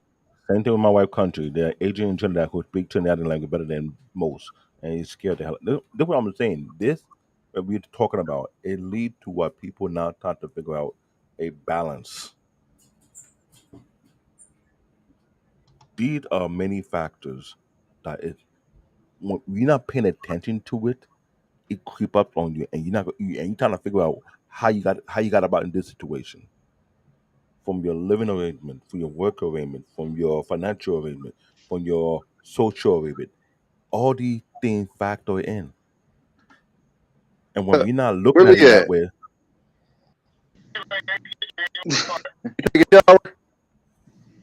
so Marvin, Tommy, final word, because as we having this conversation, as we're talking about it, I'm trying to move. So now I had to see things in a much different limelight whereby how I'm gonna make that move. What will fit my I what will don't know. fit I'm my thinking about it. sorry, what will fit my benefit because I'm sure Marvin, you want to move, but where you want to move to, you got to think about what will help you. Oh, we Um, supposed to dress up? I ain't know that. I'm a lower Oh mic. shit. Yeah, lower the mic a bit. Sorry about that. Um, Because You good, bro? I'm just looking at it like this, man. Like I said, I think the ultimate goal for me is, I mean, I know we talked about this a little bit, living off the grid or whatever, but I think my ultimate goal is like I gotta start planning, you know, put some more effort into that exit plan because leaving New York is definitely the goal for me. And where I land after New York, I gotta make it work for me. So it's better to yeah, true. Yeah. I always wanted to visit New York. I never got a chance to, man. I had people I was Mm, stationed with. Yeah. They were a lot of them were Puerto Rican or they were some white, but not many black people that I got to meet in the military that were from New York. I got to meet a lot of people from different cultures from different places, but the people that I got to meet from New York that were from there were either Puerto Rican or white. But they love the city. They say that's the city to be. That's like the city that they call that never sleeps. Uh-huh. And you got hungry people, hungry working people over there, man. Hustle. Yeah. and that's the problem. They need to be afraid out here. You live in New York City. If you can survive in New York, you can survive anywhere. True. Sometimes you have to have the joke. You got to work like a Jamaican. Why do people say work like a Jamaican? Jamaican work like two or three jobs, but not a Jamaican doing it. Asian are doing it. Mexican people doing it. African people are doing it. People from different ethnic groups working two or three jobs. But you always say work like a Jamaican. Act afraid because Jamaican first start that type of lifestyle whereby they gotta work two or three jobs to make ends meet. And everybody doing the same exact thing across the board, no matter what ethnic group you're a part of. Hmm. Just to survive New York City. Then hear from you guys from California, y'all no different from us.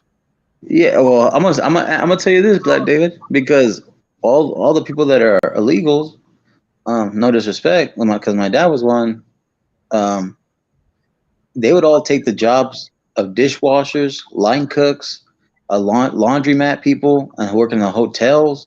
All these jobs that are entry level given to illegals, which I have no problem with. I have no problem with it.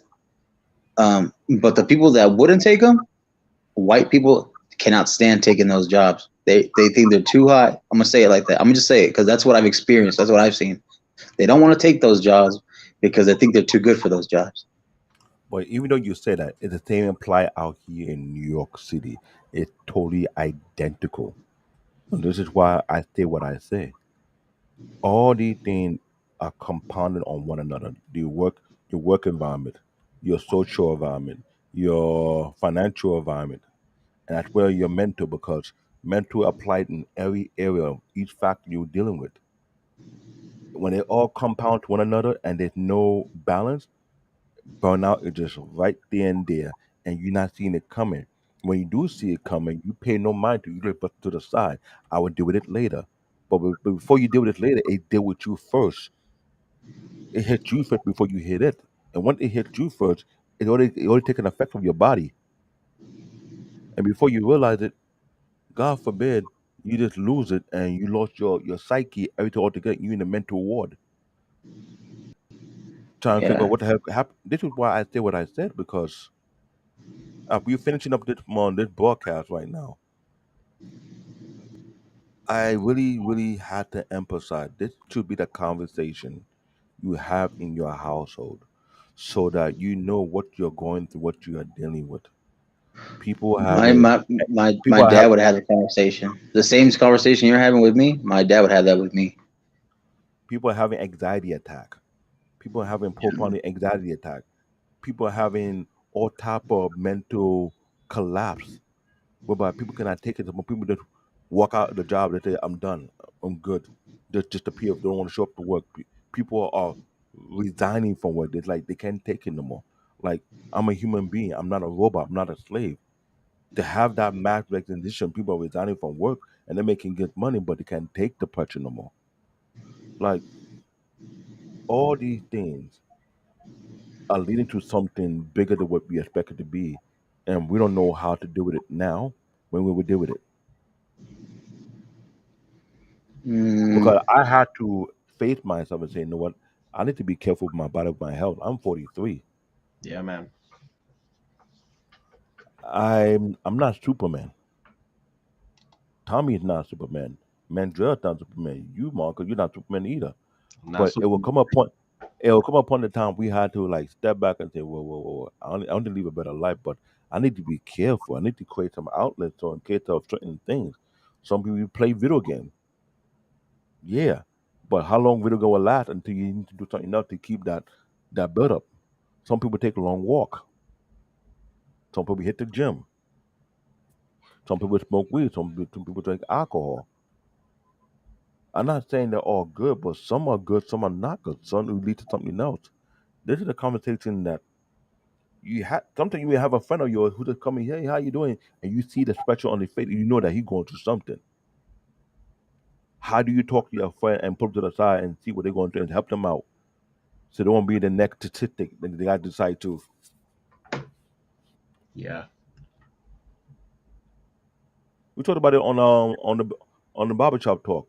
How we'll finish up with the Will and Jada saga. Tuesday put to be the last episode. But that also comes from burnout. Marriage. Like Tommy said, some people have some bad marriage and had a bad marriage for years upon years. Will Smith is the perfect example of marriage burnout can look like.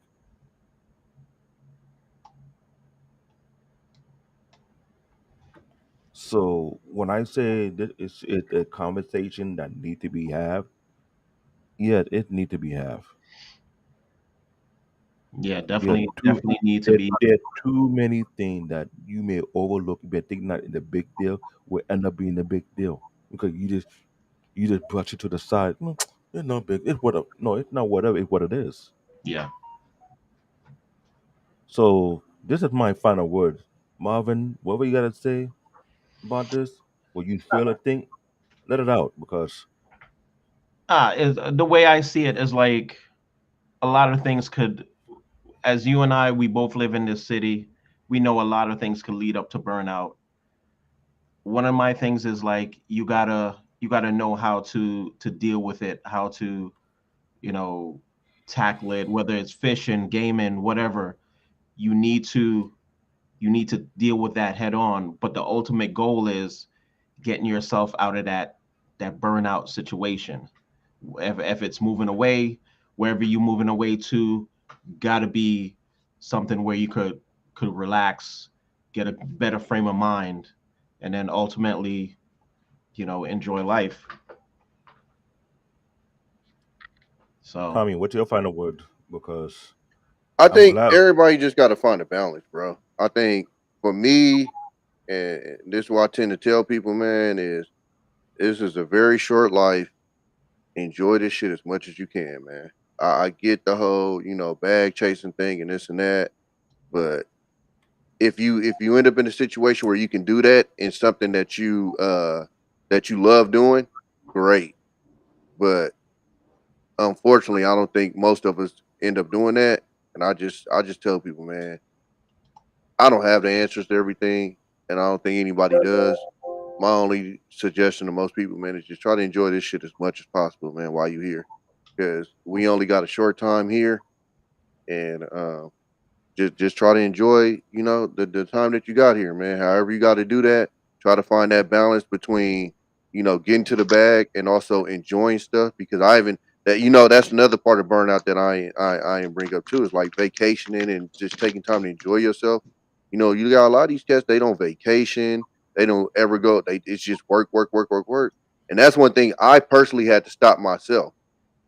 So I try to every year try to plan a vacation to go somewhere. yeah, This year I got already got my tickets for Cancun. I went to the Bahamas a couple of years ago. I missed a couple of years, so I haven't been consistent You on about it. to you about to have a good time down in Cancun. Oh, hey, I ain't get them tickets for Oh no reason, God. dog. But no, hey, but no. So like I was just telling you about, I was just talking about TJ yesterday, and somebody told me. Oh, matter of fact, it's the barber. He was telling me about. I need to hit TJ. They got a something called Papas and Beards and whatever.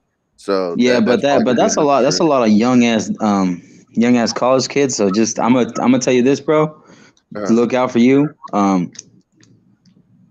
Stay ready. I'm gonna just say that. Stay ready. Mhm. And you probably been to Mexico before, right? Sounds like you've been to Mexico before. Nah, I haven't. I've been to so many Okay. places, and for some reason, I ain't never been to Mexico. It's crazy. All right. So I tell this because I kind of on the side business that I do a Uh-huh. little bit of the travel guide and the tour guide. Oh, okay.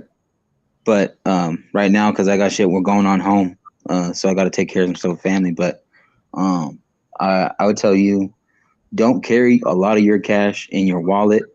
Oh yeah, Put most of it on the bottom of your sock, yeah, and the other stuff leaving your hotel room locked. yeah. Okay. Um, other than that, carry enough where in case if a cop pulls you over, we can probably, Yeah, shoot him a not couple saying bucks. I'm not saying not to, but I'm not saying to as well because we're live. Listen, And I got partners that have been out here, so they put me up on that game. But definitely before I make that move, though, I'll definitely get up with you because you way more knowledgeable about that stuff than I. But no, uh, no, I definitely heard about that. Couple of I'm gonna put pesos my and number. I'm gonna put my number in the private chat just okay. because uh bro, because I tell you some people. I'm gonna tell you guys this because part of my job is finding out, doing journalism and doing some detective work down there south of the border. Mhm. Yeah. Um, a lot of people from America commit their crimes in Mexico and get away Oh with yeah, it and come back to America. oh yeah. Damn.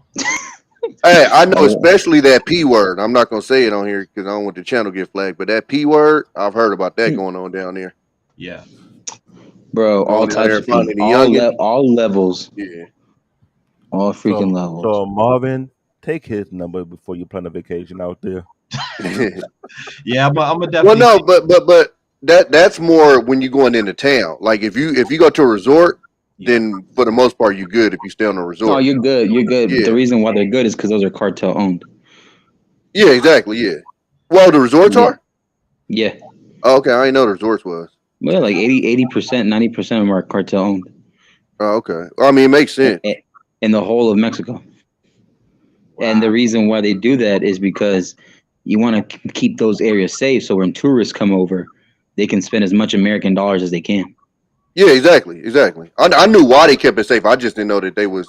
I thought it was more the government. No. Not putting up with you. Fuck with, like you can fuck with the people here, but don't fuck with the visitors because that's where our money come Well, from. well. Here's the thing, right?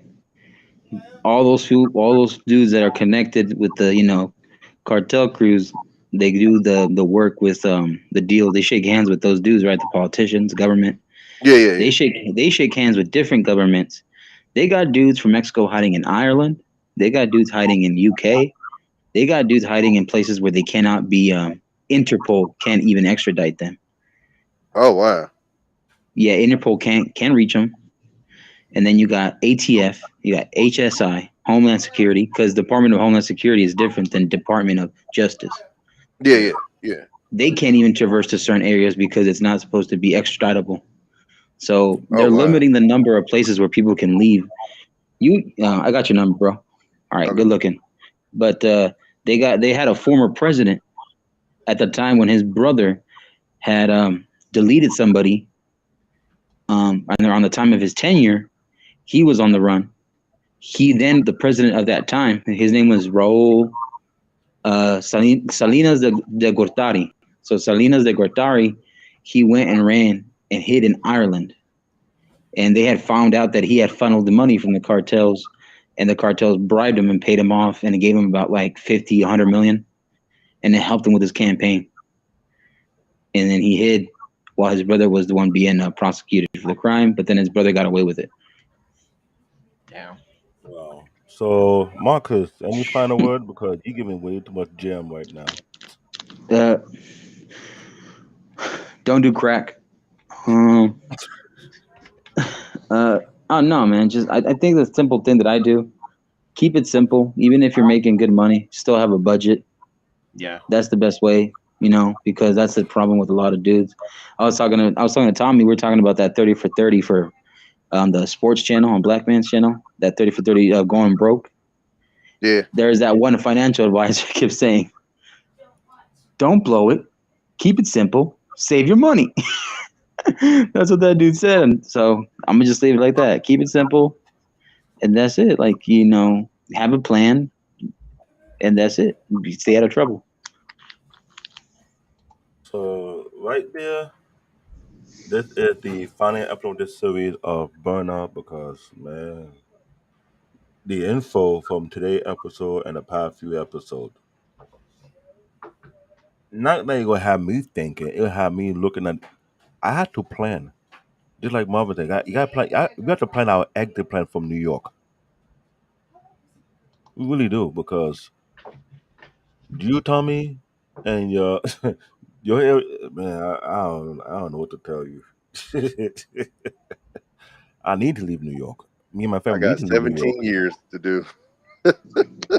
Oh yeah, Tommy. Also, don't post where you're at in TJ on your Facebook or nothing. Oh, come on, bro. Hey, I Yeah, don't do that yeah, now. yeah. Don't do that. Yeah, don't do that, bro. We're over there. I don't do that either. Wherever I go, I don't post where I'm at. So this is why I'm saying everybody needs to start looking at their life and their living arrangement and see the living arrangement is keeping them in peace or it being too stressful. Because if it's too stressful, that work on your exit plan out of that type of environment because it's not safe, it's not normal. We're living in very challenging time right now, and I keep watching the news and I'm looking at these things. I'm like, huh, what kind of profession do you know that's more stress free? I know one. I work in IT for 20 years. Hey, Cars Man, Car said, don't use the ice cubes. Oh yeah. Oh, and the water. The water might be boil it first. Hey, I literally probably got to like put a memo in my phone for that because I would not think about that. I'd be dropping ice cubes like. It's Yeah. hot down there, bro. But you good though. You good. yeah, because I think when he said no, you dive, you don't know what they put inside the ice cube when you put in your drinks. Hmm. Hmm. That's Well, why. it's, well, That's why. That's why I gotta look at the bartender when he's making my drink. Damn. Marvin, you learn some valuable gem now when you will be doing your traveling. Where you go to. Yeah, I've heard about TJ and stuff like that, but it's good to know that you got some local contacts down there. So I'm definitely gonna hit you up, Marcus. Yes, sir. Hit me up, bro. Hit me. Other if I don't respond to you on my number, I'm gonna put my email too. I'm putting the private chat too. Okay. Because Cause we gotta look out for each other. You know what I'm saying? I'm always looking Yeah. out for people. and Yeah. Marvin, I'll tell you on my side, there's not just him. There's many of you connected among us. We're trying to do a brotherhood because we realize without a brotherhood, this society of in right now, it's like you against the world. And I can't try and do it on my own. I just can't. Yeah. So that's why I link up with Tommy, I link up with Marcus, I link up with Black Men Unfiltered, I link up with Soil Speak. Then we had the Grey Pill podcast. That's another one right there. We got CJ. We're realizing in this present time we're in right now, it's not Even just the E-Man. Even though E-Man hangs out the yeah, salon. yeah, but isolation is also a key factor to burnout. That'll be a talk for another time Yeah. because you can't keep yourself for too long. Isolation leads to dementia as you get older. Yeah. Whew, That's true. I'm That's not ready to touch that topic yet. I'm not ready to touch that topic. That's I'm in my 40s right now. Don't give me the scare. No, you and I are both 40s, so we ain't just getting give me some younger. of that. Just give me some of that Nigerian oil, bro. You good? Marvin, don't laugh at the jokes. There's the joke on the other side. Give me some of that. Ah, woo woo wah wah. You watch the barbershop episode. It was going way off the handle. It's full comedy, but it's good. It's relaxing because it's like you be in a barbershop. You have the real comedy, real talk on real topics, and Yeah. sometimes it go left bit into the roasting. So either I get roasted or Mandra get roasted. I'm too ready to E-Man. get. E-Man for I'm sure. I'm too ready to get back on Tommy because Tommy got onto the jokes as well. Hey, Black David, you finished E-Man though with that comment, bro. You're like, hey, this is barbershop talk. You go to the salon. Stay over there. Oh man, I missed that one. You kill me. You kill me, Black David, with that one. Well, he had a comment. And here's the thing: I'm from New York. Marvin would tell we crack joke out here in the city, and we are ruthless with our joke. We have some severe jokes whereby you cannot hang with us, don't be around us. We get into the roasting, and sometimes the roasting, well, it's another way not to get into a fight. They put like that. It's Nah, another way but we can. it's all love though, bro. Even if it's roasting, if we know each other, it's all love. So It's us men. It's men, bro. We're cracking jokes. It's like life's too short to be walking around too serious or pissed off. That's why I look at it. And why do you think we had this whole week conversation about Will Smith and the nonsense was going on? We didn't have it on. We're not gonna have it on this channel. We had it on the other channel because Yeah. it wasn't making no damn sense. It wasn't. And almost Yeah, every I had to YouTube, bow out of that, bro. It's almost every God, YouTube channel talking about it in many different areas. every like I could not go to a YouTube without I was it was too much. I couldn't do it no more. But It's like God, dog. So that was the Yo, thing. did y'all watch the memes that they were making? Like they No, the called memes GI is Jane funny. 2 the Entanglement. Yeah. I made one too called Hancock 2 the Rise of August. Uh, there's another one Oh said man. Bad Boys Bad Marriage for Life. Oh well, they said that one. They said that on the red table. They supposed to That's go get on the red table talk and talk about it. He I said, know. "Yo, what? Hey, did y'all hear about Tony Rock? What he did on his He intro went of his off. comedy? Let's leave that one alone because Yeah. I Okay, left everything okay. on a Friday because on that Hey, Friday that's night the New York boys. He went off He I bumping know. Tupac. all So year. Marvin, All year's pot. the host, what you gotta say after all this series? What do you think about this whole show?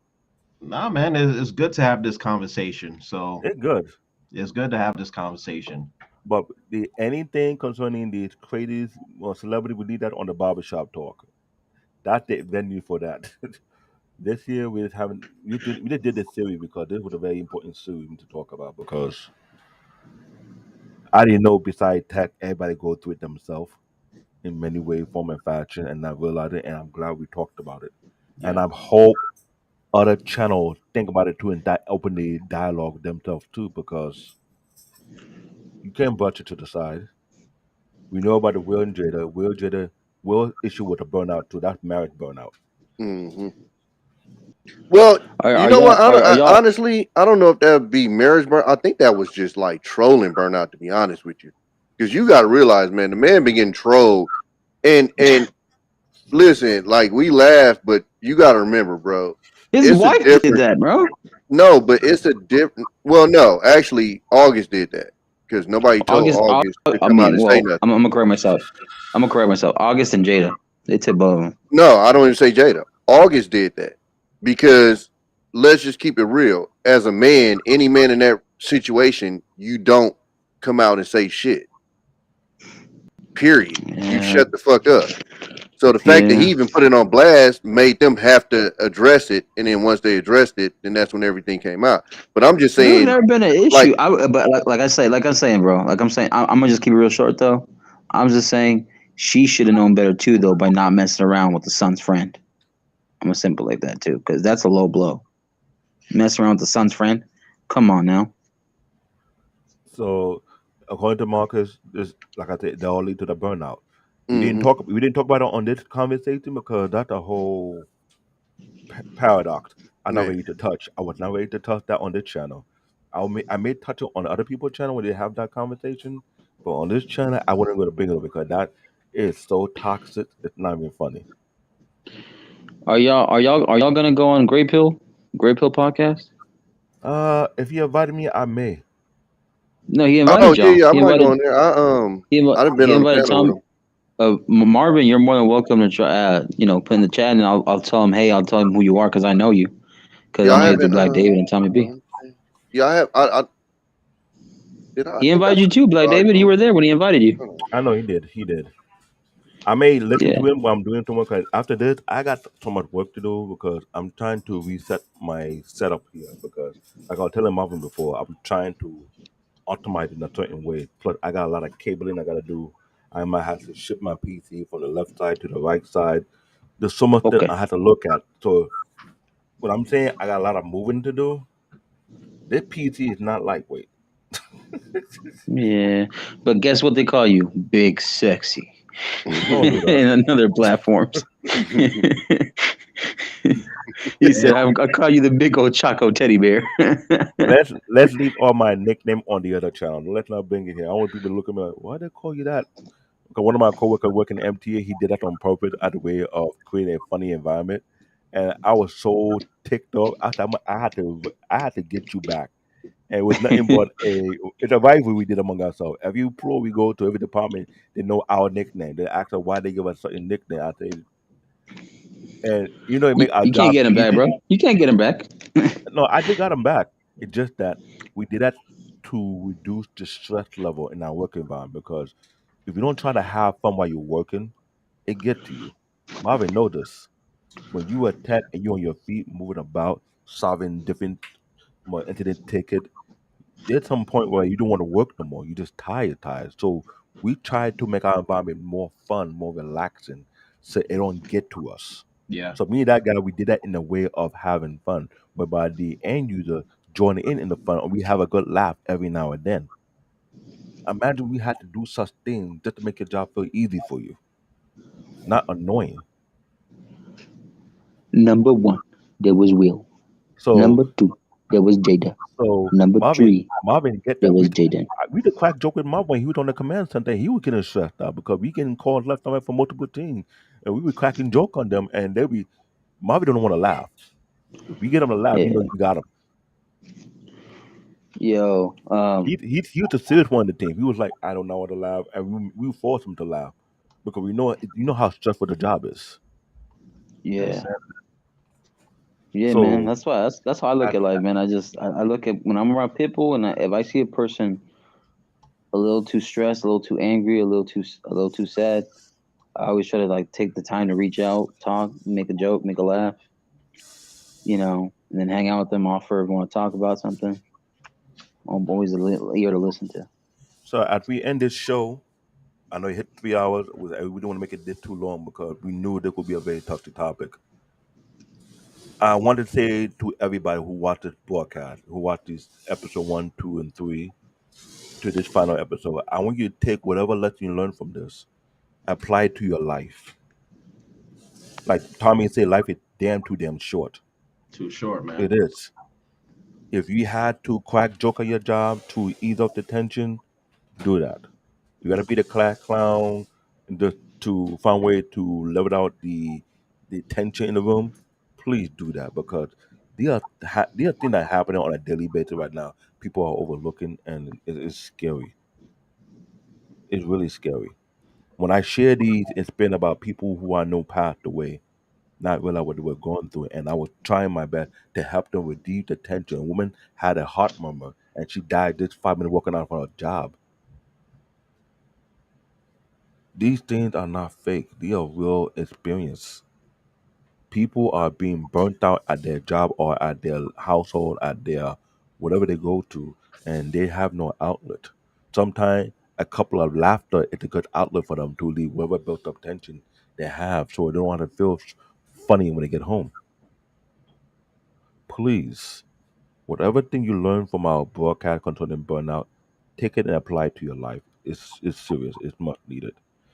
I didn't take no vacation. Here, Tommy, that he had to take. I need to thought, no, we have to take vacation. But if I can earn the vacation time, that's another thing.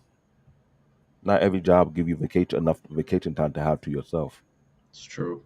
It's true. Yeah, So I ain't gonna lie to you, man. I force it.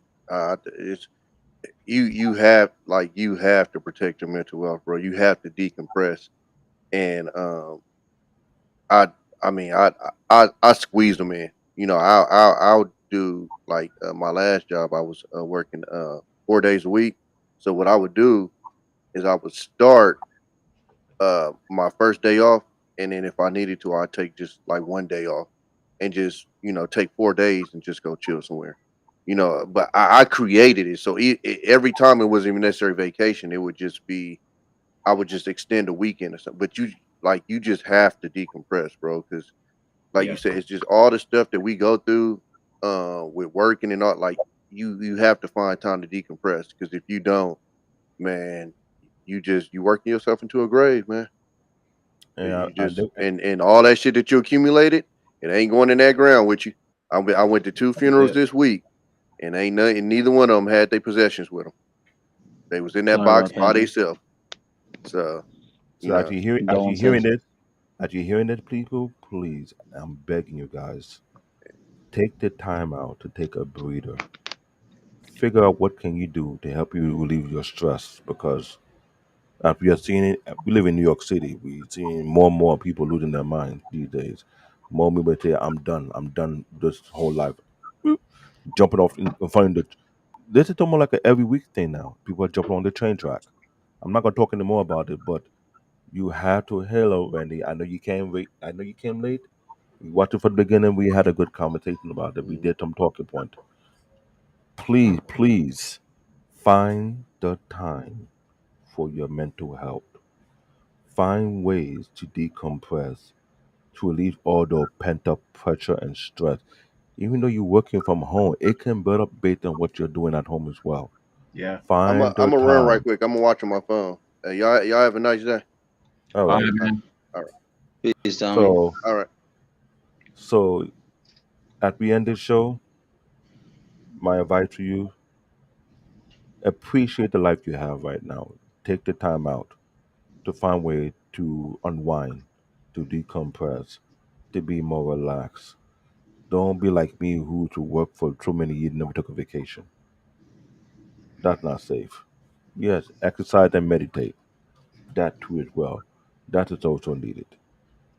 Because wherever you live in this country, either you live in New York, you live in California, you live in New Jersey, you live in the urban, you live in Canada. And my Canadian brother who was on the chat room talk about what goes on. Yeah, people are homeless and still have a job. Find a way to protect your mental health. Shout I out mean to your the health. truck drivers and Amazon drivers.